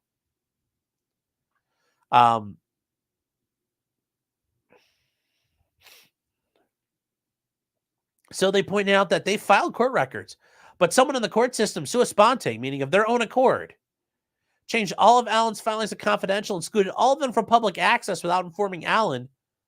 And 125 separate documents were excluded from public access. Nobody knew. The trial court explained all those documents were excluded to comply with the court's gag order. Now, yes, you're reading that right. The court's claiming my gag order means no one gets to hear about this case at all in any way, shape, or form. The gag order only governs extrajudicial comments, not court filings. And that's correct. It should never, ever be used to silence the record. The record should speak. The record speaks for itself. And the public should be able to read the record and figure out what happened there. That's why it's the record. I guess Judge Gold didn't understand that. Maybe it was a rough day at judge school for her. I don't know. It's just not looking good for you there, sweetheart. Hold on one second.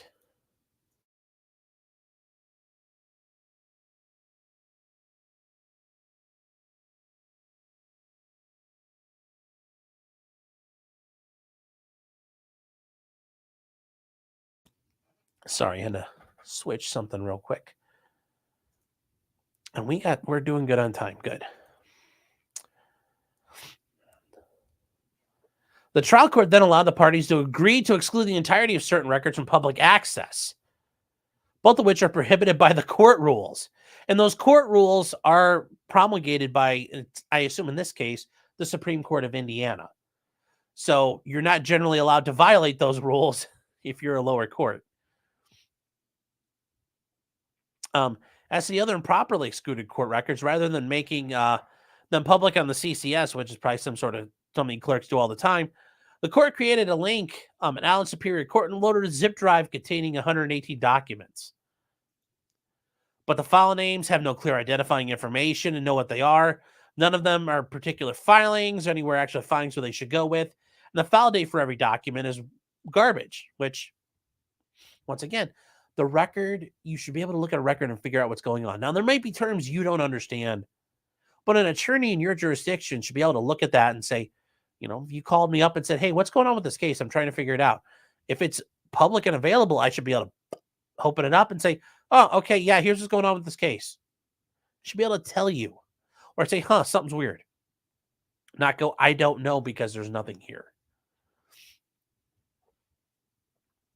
Because every one of those documents has been excluded from access, the only one member can access anything is that they knew how this link was there and read the order to see the link. And then read the documents till they were finding what they're looking for. Well, that's not fair. And more recently, the court's been sua sponte removing and excluding file documents altogether, which that's not how this works. You don't get to do that. For example, when they made their Franks filing, the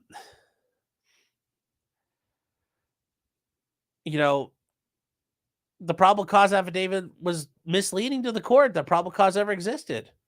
And then they filed 3 more documents with this Franks filing: a motion, a memorandum of support, and exhibits list, all of them publicly accessible.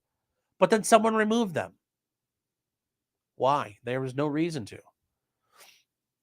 Likewise, if the trial court attempted to force the withdrawal under distress, and we already talked about that, and Judge Gall, you still are a piece of shit for even trying to do that.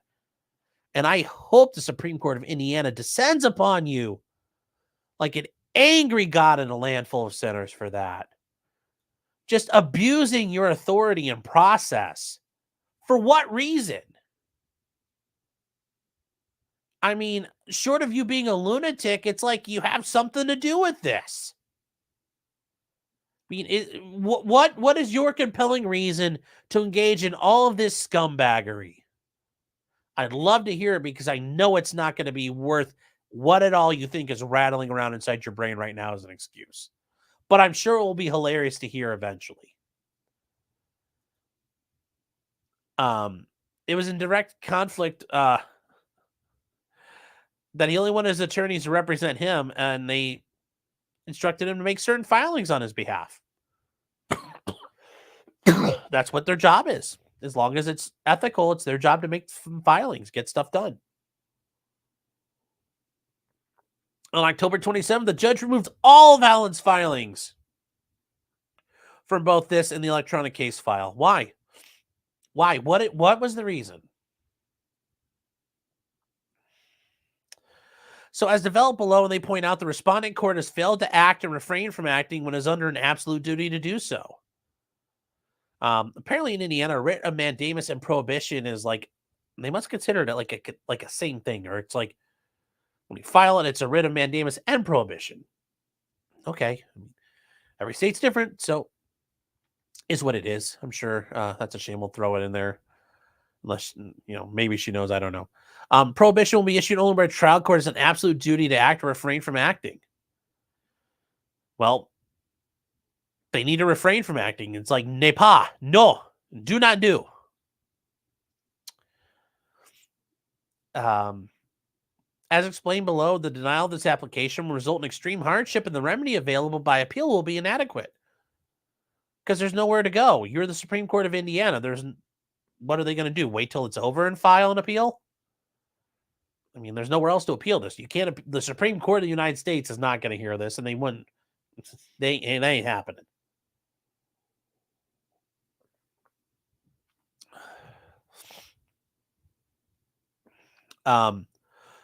For the rules of procedure for original actions, wow, they're weird. They write stuff weird. The subject matter for original action must be raised and ruled on a trial court prior to filing an original action. This is impossible because the trial court refuses to accept any filings made by the only attorneys that Richard Allen has authorized to represent him in the trial court below.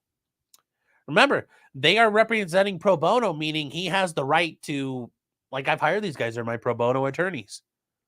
So that's how they were trying to get around the court appointing them. It's like, well, we're doing this for free.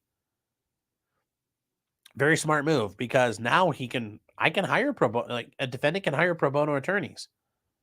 And now the court's impeding that.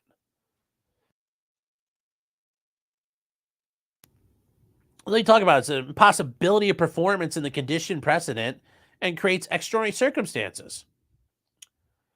And it's just what this judge has been doing is absolutely horrible. And I wanted to, where was this part here I wanted to get to?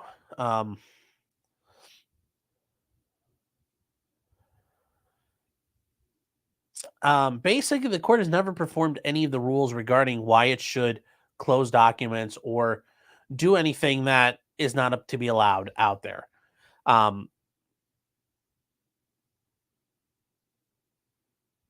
They even point out, like, the court realized, like, I shouldn't have closed all those documents off. So it made this garbage zip file. But it still didn't follow its rules on specifically designating why stuff had to be protected. And the court just doesn't do anything at all. Now, this is the best part here. They want these following things to be issued regarding these things. Mandating the trial court reinstate the following records. The Franks Memorandum. The verified notice of continuing representation where these guys are involved. The motion to disqualify. The recipe for a transcript, meaning they want the transcript prepared by the court reporter. The motion for a continuance. Pertaining to the trial court from ordering the removal of any court records filed in this case from the electronic case file. That seems pretty straightforward. Prohibiting the trial court from excluding public access to any court records without the requirements of the court records rules being satisfied. Every court record that is excluded must have an identifying form and the rules must be followed. I mean, wanting court to follow the rules, that's not crazy. Unless everything in the court record can be excluded from public access, a public access version and a non-public access version must be filed. And that's true. If stuff has to be redacted or stuff that can't be shown, fine. Then the public gets its own version. All these documents that were put in the zip file, have to be put back. Fair enough. That just means somebody's going to have to go through and do the work, and the court doesn't want to do that. That's why they're not going back there.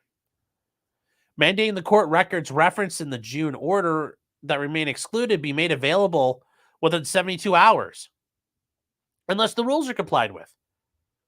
Yeah, it should be pretty easy. It's a couple of mouse clicks. Unless they've done stuff that's not right, which I'm sure the judge probably did fuck around a lot. So there's going to be a lot of problems in that record, I'm betting. I bet this record's going to be a dumpster fire at the end of this. Mandating that the Carroll County Sheriff filing that a letter from a DOC may be made available for public access after the writ is issued. I'm curious to know what's in this letter because I'm sure it's not flattering. I'm sure it's like, oh my God, these guards are insane and they're trying to kill Richard Allen.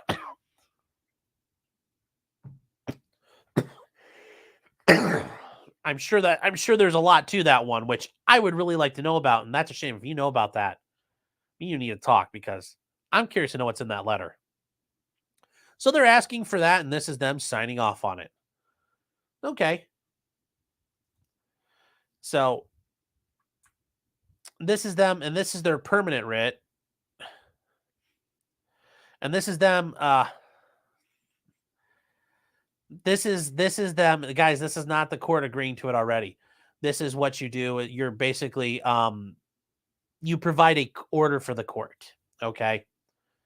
So the way this works is like if I have to file a motion to continue, I say, yeah, judge, I need to continue the trial date. Boom, boom, boom, boom, boom. Yada yada yada yada yada.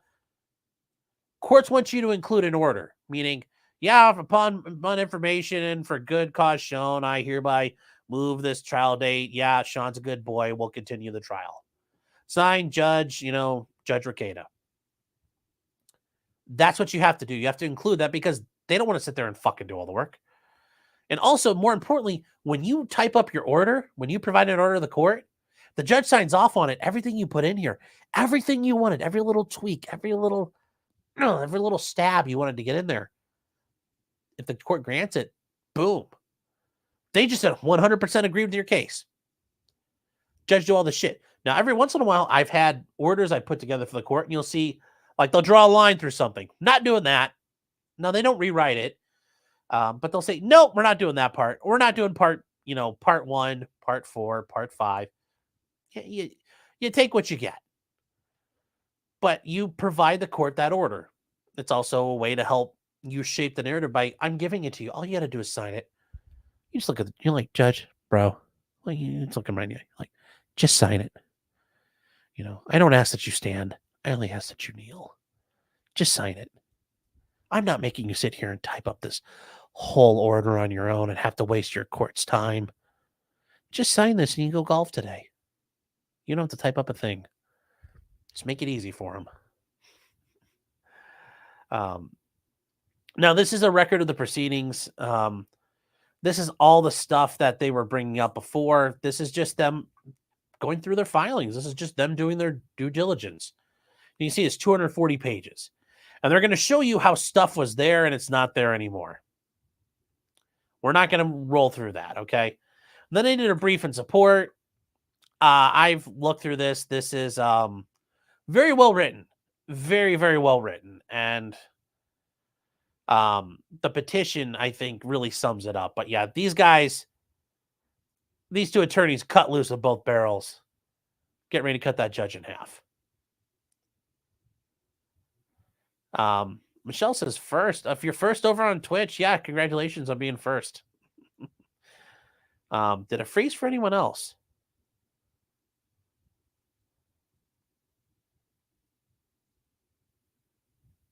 What happened? It froze? Oh well. It's frozen. Like, let it go. Let it go. You know, put the bottle in the great unknown. Actually, yeah. So, Eric Foam says, tell the judge he's a European cigarette. Yeah, that's great. I'll do that next time. Yeah. Yeah, hold on. I'll tell the guy, like, hey, man, come here. You gotta object. Yeah. Tell the prosecutor he's a big fucking pussy. He doesn't have the balls to do it. That'll be the ticket. That'll be the ticket. Sure. You'll win at that point. Yes. Klotz says, put me in, coach. Yes. Well, yes, there's a writ habeas corpus. Yes. That's a shame. Says, oh, I've never heard of these writs. Yeah, there's all kinds of, well, I guess in Indiana, you guys do mandamus and prohibition together, but yeah, there's all kinds of writs. Yes. The writs of these nuts. Yeah. So it's a shame. Says, I've ordered, yes, the judge said, I've ordered that I don't have to follow those rules.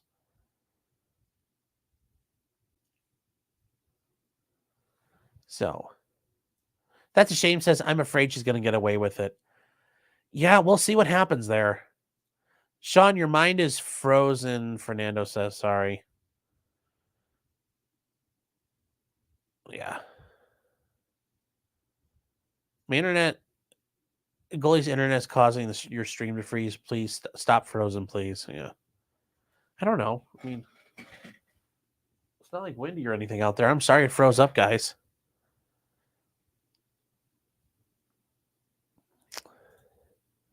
Nico says, I know bottle clap, boy. Fernando says, typed or handwritten like Brooks. Yes.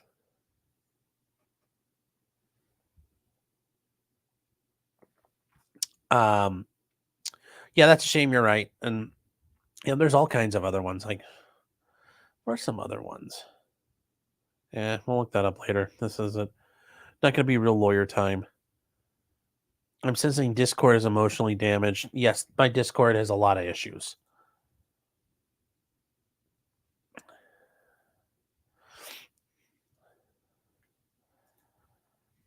So it is, yes, from one of the spectrum went through judges who were kind of just being idiots to judges dropping straight fire. The judges being pretty tyrannical. So kind of run the gamut today. I couldn't find a spot of a judge being like a really good boy, like the goodest boy. But I'm assuming there's one out there. I couldn't find one today. So sorry about that.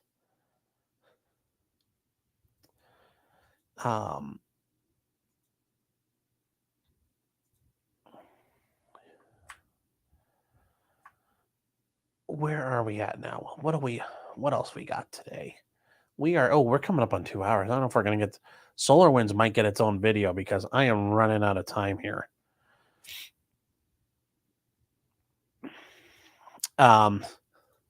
So there was a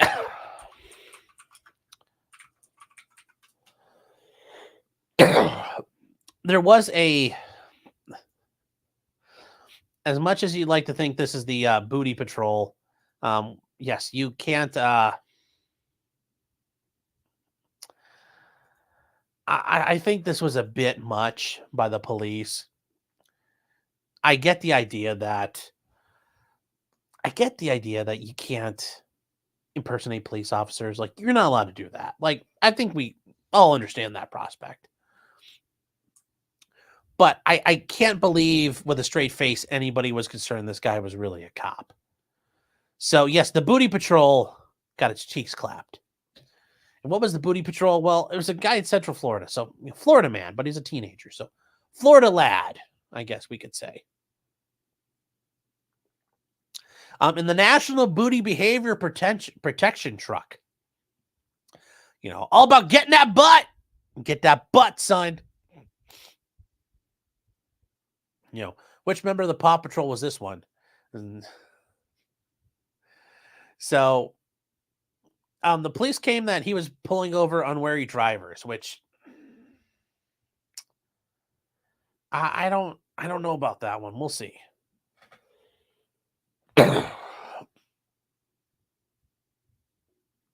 So,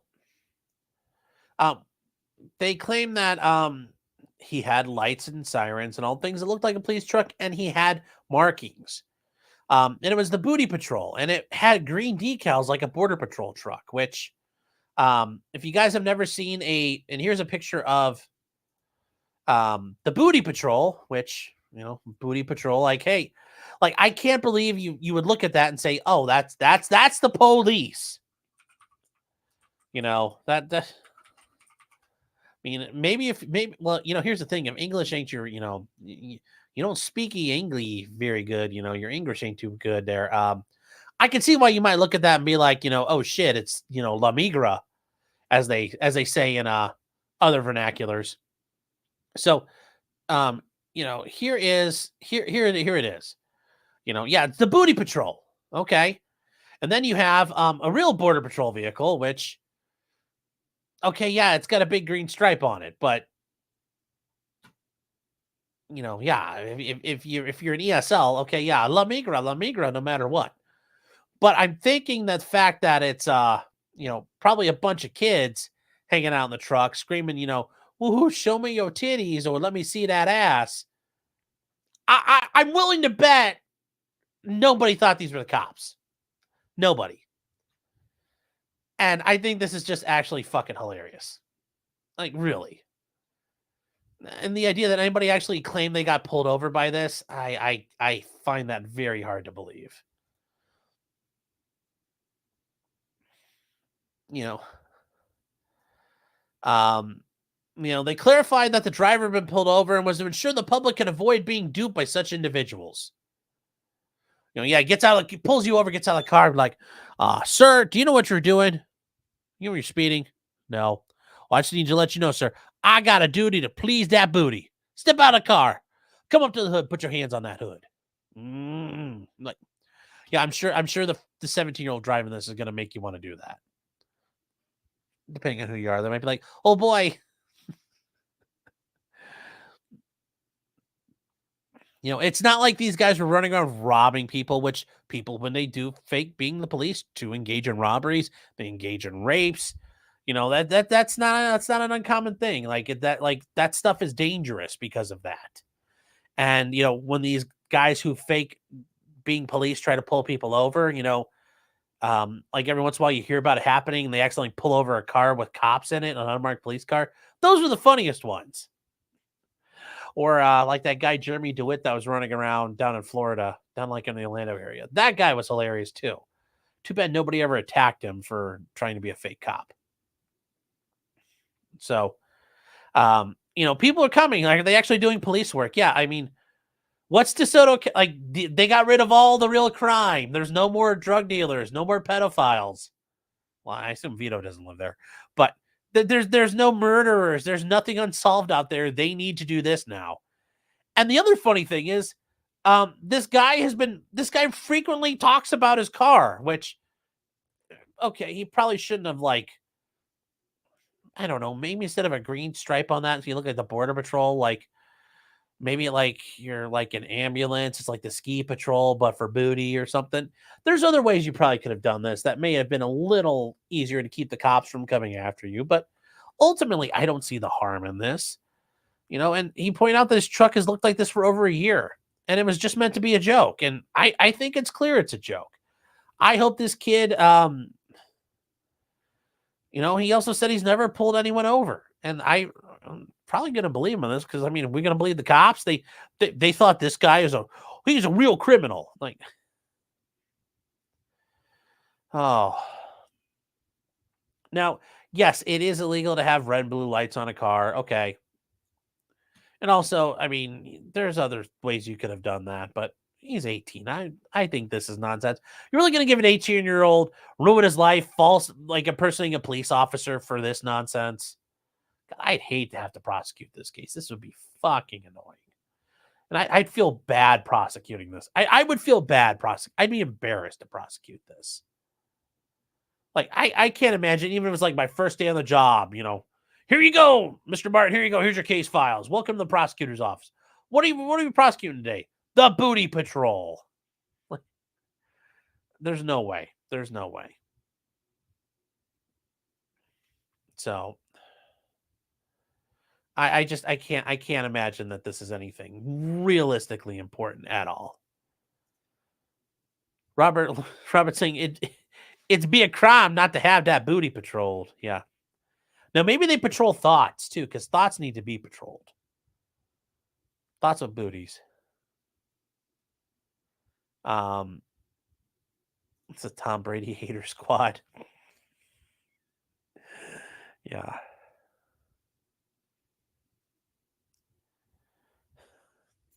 I'm not answering some of these, you guys. Jesus. Rackets would invite him. Yes, the booty patrol fights for your right to party. Yes. Yes. Wrestler Town says you're only so dismissive because you ain't got no booty. Yeah. Justin saying, does it have emergency lights or strobes? It sounds like they might have had red or blue lights, but I don't know if they were even operating. But even then, really, okay, fine. Ding him for having emergency lights on a vehicle. But this guy wasn't impersonating a police officer. Give him some tickets and let him move on with his life. Yeah. Winter Soldier says, twerking for teas. Show me that green card. Yes. Yes. Shake that ass. You got to go back. So, AJ saying Florida lad is a real G. Yes. Very true.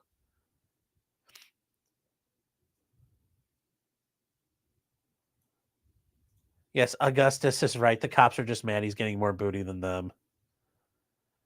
Brimstone saying you should resign before prosecuting them. Yeah, I would be I'd have a very tough time I'd have a very tough time with that one. And Brimstone says it for $1 over in locals chat. Thank you, man. Saying you should resign before prosecuting him. Like I said, I would be very I'd be looking for a way to bail on that because there's no way just no way. Just no way, period. That would just be awful.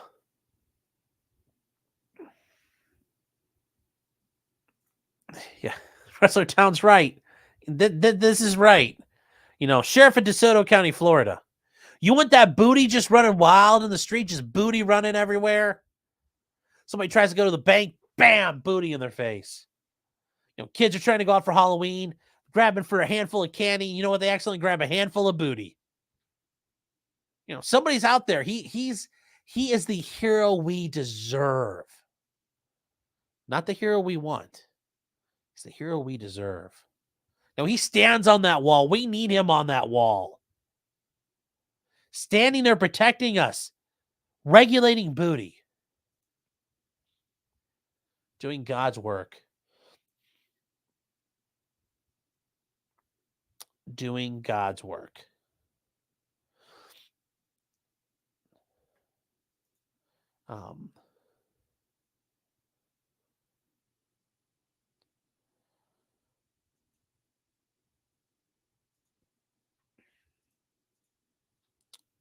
That's I don't know why we're turning our backs on these men.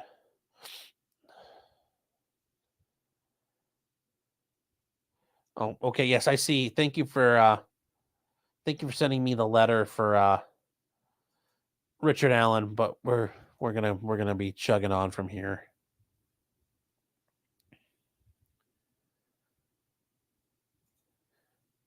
Sean got back the 100% money back guarantee. Iconoclast saying, so they didn't make it a technical, like, Rodriguez, you means a technical, like the truck with the machine gun in the back, but instead of a machine gun, a t-shirt cannon. I mean, it's $1 million idea. That would be a great way to avoid it. Well, the police are militarized. Like, we can't have people running around acting like jackbooted thugs. That's our job. But yes, that would be that's a fucking brilliant idea, man.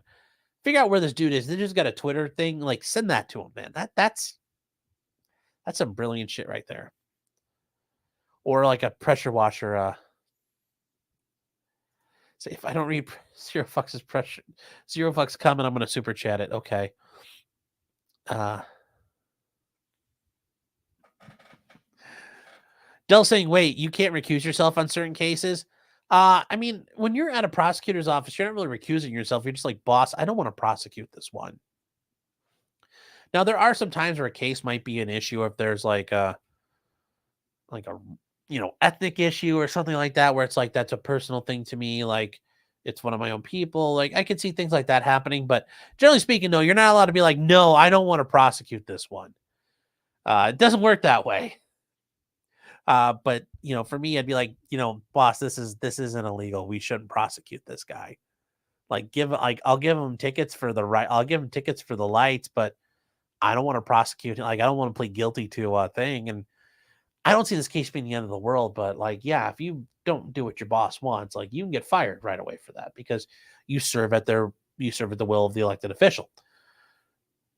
But I have the feeling if you kind of blew that one up, I don't think you get in too much trouble. But I've assumed the police might bitch and moan about it. But if it was me, I'd be like, yeah, fine, here. Don't have strobe lights. Don't be a dumbass next time.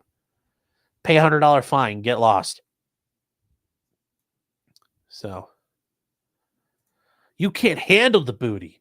I want the booty. You can't handle the booty. You're damn right. I ordered that butt chug.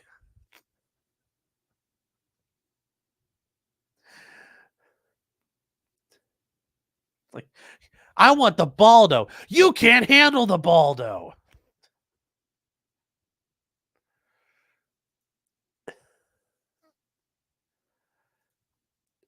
That's a shame for $4.99. Oh my God, this is good. You can tell that's the real one because they are infringing civil liberties. Yes. Zero Fucks. I'm sorry I didn't get that one. But yes, very, very true. Jonathan saying Nate Dogg and Warren G had a booty late. Yes. Oh. Eric Foams, Bubba Sparks. God, we're going to the Wayback Machine now. Some people who are Zoomers are gonna be like, who the fuck's Bubba Sparks? Like, Miss New Booty intensifies. It does. It does. Yes, the cheeked crusader. The clapping crusade. The clapped crusader.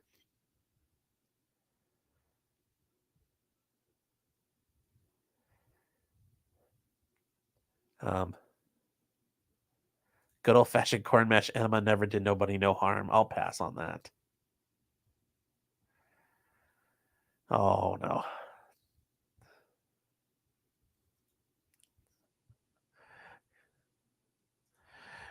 You can't handle the Baldo. Yes. Oh. Yes. Colonel Ricada, did you order Drex and Vito to perform? To put that whiskey bottle inside Legal Vice's ass? Did you order that? The code red? I want the booty. You can't handle the booty. You can't handle the baldo. Men like me stand on a wall with a baldo at night to make sure you stay warm. Oh, sorry. I was trying to think of that as I was going there. So, all right. Oh my God. Some funny shit out there.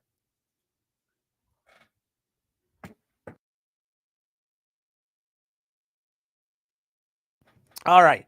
Now we're moving on. We got one last thing here. Apparently, if you go to Cornell, you are not allowed to well, you're not allowed to make death threats to the Jewish students there. Now, when it happened, people are like, "Oh, we know what happened there," and have some anti-Semitic death threats. Well, yeah. Well, the federales got involved on that one, and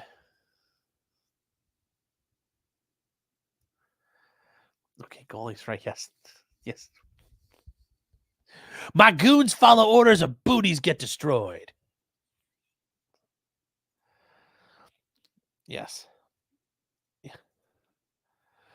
Okay, yes, I know. I thought this was America, but yes, you have to, especially in the time of Hamas running around trying to clap Israeli citizens.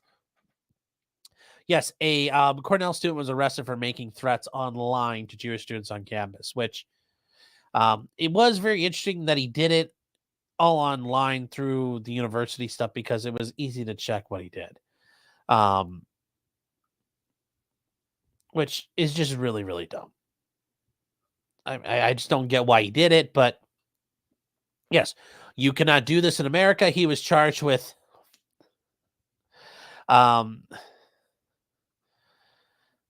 he was charged with posting threats to kill or injure another using interstate communications, even though he was literally threatening people like in the next dorm over or maybe down the hall using the university internet system. They filed federal charges against him. So he faces a term of possibly 5 years in prison, which you may not like what he did, but holy Jesus. Is that really what we need to do for this guy? Charge him with making threats under New York law, kick him out of the university. If he's here on a visa, bye-bye. After you put him in jail for a bit, if he really did do this. But to have the federal government get involved, like, come on now. I get it. It's just it's absolutely ridiculous. So, Justin Hancock says no anti-Semitism in an Ivy League school. Why even bother going there?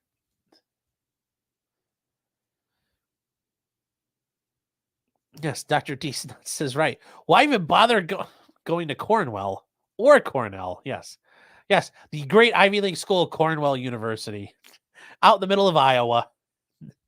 It's the agricultural Ivy. But yes, you can't. I mean, you can probably get away with doing that at Cornell, actually, if you think about it. But yes, you are not allowed to make death threats against Jewish students at Cornell. Yes, even if you think this is America. Yes. And Patty's like, since when? Since when is that illegal? Well, it is. Now, like I said, I think the biggest issue with that should be federally. Come on now. This is just ridiculous. Iconoclast says, wait, so the Irish students are still okay? Yes, you can still mock the Irish students anytime you want.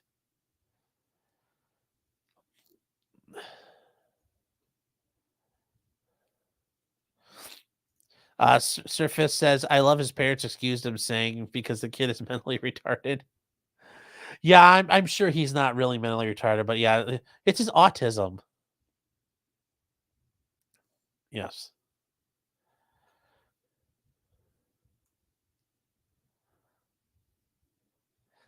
Yes. Was that wrong? Should I not have done that? Yeah, you shouldn't have. Yes. Oh, and by the way, yes. Yes, using the traditional the white name of Patrick Dye. Patrick is an Asian lad, so Yeah, well, it wasn't some guy down in Alabama. It was a fellow Cornell student. So, yes, once again, do not do any of that stuff. And then I guess, well, yes, well, nobody here wants to be this guy. I mean, unless you're like, oh wow, he's really based. Ah, Um,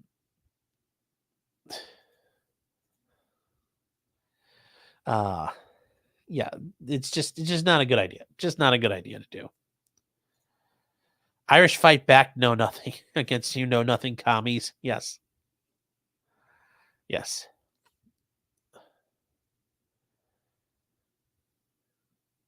Yes. Yes. Russell says, cue the paddy wagon. They learned all the lessons. Oh, I know. It's such the racist terminology my people have had to endure, and it still exists.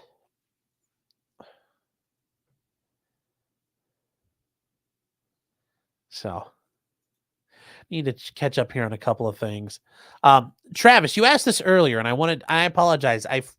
Wanted to get to this. Never tried to build a model. Can you recommend one to build? Love the show. Hope you get to do it full time. I would love to. And I appreciate the super chat. One day we will. One day we'll get there. Just like Moses wandering the desert. Hope it doesn't. God, if it takes 40 years. Fuck, I'm not going to live that long. But one day we'll get there. What's a good model to build? I guess I would say it like this. You can do a lot of models out there. I mean, like, you just follow the instructions. But I mean, if you really want to like do an easy one, they do have like the snap together parts. That's kind of like what you like little kids like my first model. But I'm serious. The tank I've been building, it's not a hard skill. Like, you just have to, you don't have to buy all the tools, but you'll learn to break the little pieces off the sprues, and you'll take them and you can glue them together. I would recommend a pair of tweezers just so you don't get glue all over the parts. I mean, they're not too difficult. I mean, literally just follow them step by step by step, and learning to build them so they don't fall apart or get all messed up. Because remember, when you use the model glue, when you use this bad boy, when you use this stuff, it melts the plastic together. So if you use too much of it, you can actually melt parts of your model. I would say you could probably start with like airplanes if you want to. There's a couple of good channels on here that have some basic like model kits that aren't too hard to do that some of these model channels recommend. And I mean, if you want to, like, there's some car models you can build that are pretty simple. There's a lot of different ways you can go about this. Don't buy like an aircraft carrier or like a 700 scale ship. That stuff's kind of difficult. But yeah, just find something. I mean, there's all kinds of stuff out there that's a lot of fun. And yeah, I mean, that's what I would recommend. Probably a plane or a car. I mean, if you want to build like a tank or something like that, you could, but you don't even have to build like a warplane. You can build other kinds of planes. There's like all kinds of stuff out there that's generally not too bad. If you see something like a gajillion parts in it, though, yeah, I'd stay away from that. Lower parts counts are better. But there's not like a specific thing. So I would just start with that. So I wanted to apologize though, because I didn't get to this right away. And I feel horrible that I didn't, but I was trying to find a break in the action and kind of got carried away getting mad at judges. So sorry. Hope you're still here. And if you're not, I'm sorry. I'll bring this up next week as well. So, and to make sure we bring it up, I'm going to put that there. We're going to screen cap that and we're going to get a note for it. We'll put that back up on screen. And then D. And actually, you know what? Going back to that, I will put a link on my community page, and I'll give you a couple of different videos to look at, like a list of them. So that's what I'll do there. Got a way to work on that. And then D for $5. Thank you, D. I appreciate it. Saying Baldur's Gate 3, brought to you by Ricada Media, the same guy that brought you Brown Town Whiskey, Soft Eyes for Trex, and of course the Snow's Job. Oh wow, funny stuff.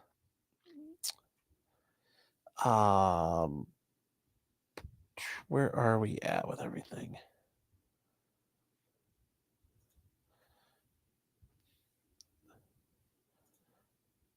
Russell Town says start with car. Yeah, that's not a bad idea.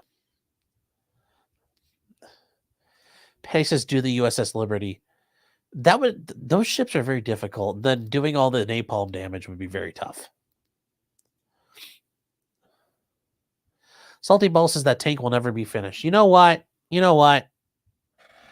Hold on. Call me out like that, bro. Call me out. Where is... Damn it, I thought I had it around here somewhere. Oh, I know where it's at.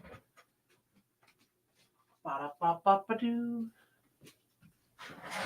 Might actually work on it this weekend, but look what I got.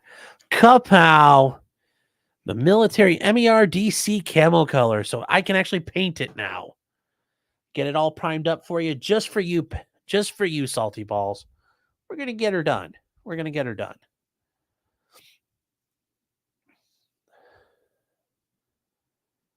It says the Irish built the prisons, then filled them. Hey, we're good at what we do. Decent Nut says for the cart model building, get a good set of nippers. Yeah, they can help, but I mean, for years as a kid, I built 1 million models and I didn't do that. Stacy says skip the models and build the real thing. Yeah, well, models are fun. You can do a lot with them, and it's an easy thing you can sit there and do while you're hanging out with people.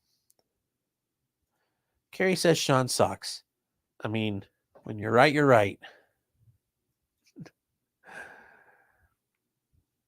Salty Ball says, I'm modifying a Komatsu bulldozer looking for a welder.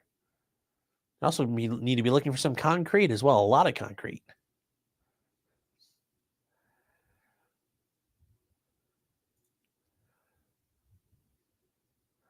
You had those for the last live stream where your woman agreed you were being difficult about the meaning of being done.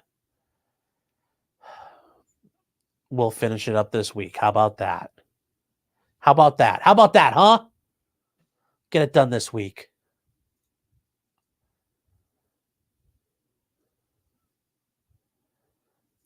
JC says get a good pair of nipples. Yeah, that's always important to get nipples. Yes, and $20 is $20. Yes.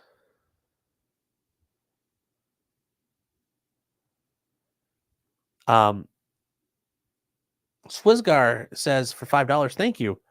You should use your model building skills to paint up the ghosty boy. I'm going to have to work on my airbrushing, but yeah, I'll figure out something there. Maybe I will. I'll have to figure out what I'm going to paint on it. So, but thank you. Decent Nut says, can you use the nippers on your nipples? I'm like, that might hurt. Unless you're into that thing. I don't know. I pass. I'll pass on that.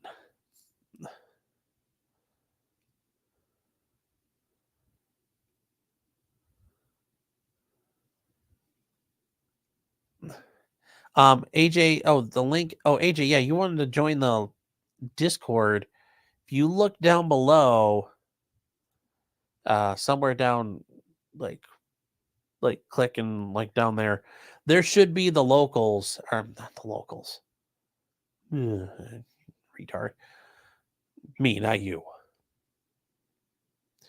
There should be a link to the Discord invite, and you should be able to click into that and get in. If it's not working, I'll re-update it. So. Oh, you want your account back? Oh, well, I can't help you there. I can use wood pallets to build a medium-sized model. Yeah, that'd be... Yeah, I'll pass on that. That's a lot of work.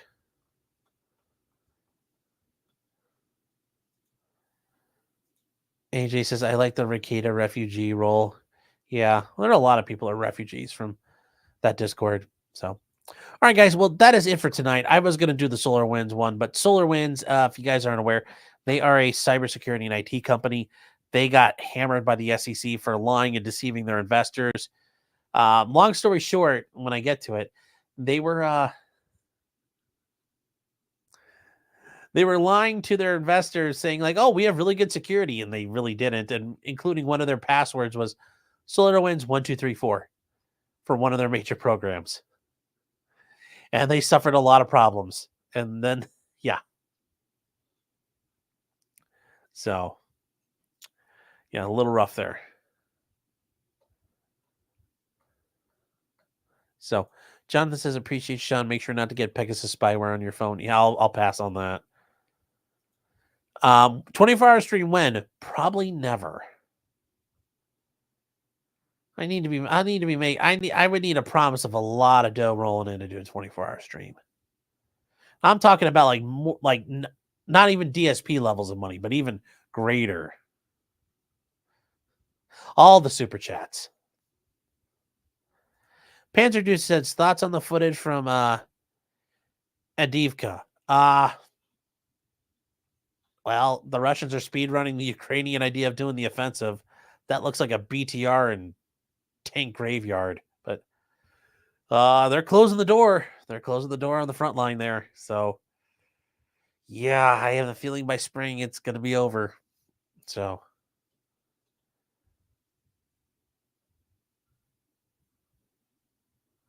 oh, Jay Christ, man, saying blast watching and Joe at the same time. Sure. Yes, if I get 5 likes, I'll do. Yes, 5 likes, I'll do a 24-hour stream. Oh, well, all right, guys. Well, that is it for tonight. I want to thank everybody here. If everybody like all over the place. If you're on Twitter, hi. If you're on Facebook, hello. I don't think anybody is right now. Twitch, thank you. I'm still on Twitch. Kick, looks like there's nobody on Kick tonight, but okay. Oh well. If you guys want to help me out on Kick, though, we can get on Kick. We can get people following and all that. Then I can start making some of that grifty casino money that they're offering, gambling money that's out there. Get Boss Man Jack's money back. I want to thank everybody also ultimately here on YouTube. Thank you. Everybody in Rumble, thank you guys over in the ghetto. I'm sorry tonight it didn't work. I don't know what to do about that. Go, like I said, go tell Viva and Barnes and Dave Rubin and everybody that it's not working because I don't know what to do. Thank you, everybody here that also commented. You guys, it makes the world go round. It's fun hanging out with everybody. And also thank you to all the super chats. I appreciate those so much, guys. All the support. And everybody over on Locals, thank you guys so very much. And if you guys are... Oh, Brimstone is saying, Sean, Daddy, please. Okay. Please us. What? Huh? Okay. Oh my God, Jesus, Brimstone, what did you do? Okay. Brimstone says, send a $1 tip. Oh, I think for the guys who were fuck them up and get the Biden diversion agreement. Okay. Then back out, but the donation agreement will be honored anyway, so they get no charges and you get promoted. Fail up like Hunter Biden is prosecutor, the criminal gets away scot-free. And Brimstone sent another $1 saying pay, another $1 saying attention, another $1 saying to us, please, Teddy Sean. Thank you, Brimstone, for all those tips and Locals. And Furby says, I neglect Locals too much. Well, there's Clyde, if you can hear him. So anyways, guys, I'm going over to Locals right now. We are going to start up and have some fun. If you guys want to come over, it's at potentiallycriminal.locals.com. It's a fun time, guys. We'll get to hang out. And I'm not sure. I might be on tomorrow night. I don't know what I'm doing. I'm going to probably do Future Conflict tomorrow in the morning if time allows, court allows. I will be doing Eric Hunley Laid Back News at noon. He asked me if I could come on. So unless he kicks me off for somebody else, it's cooler. I'll be on there. And then during the day, I'm going to see if, since Joe might not be doing it, I'll take over the streaming and see if I get that judge to call me out. Because I'll join the WebEx and just put my balls on the screen. That'd be great. But until next time, guys, at the very least, Saturday night, well, I guess we'll probably put the model together just to make you happy, Salty. That said, until next time, just because you did it doesn't mean you're guilty. Unless you're SBF, that it's like, oh boy. Man, I hope he's sitting there in his cell sharpening a toothbrush. He's gonna need one soon. Good night, everybody.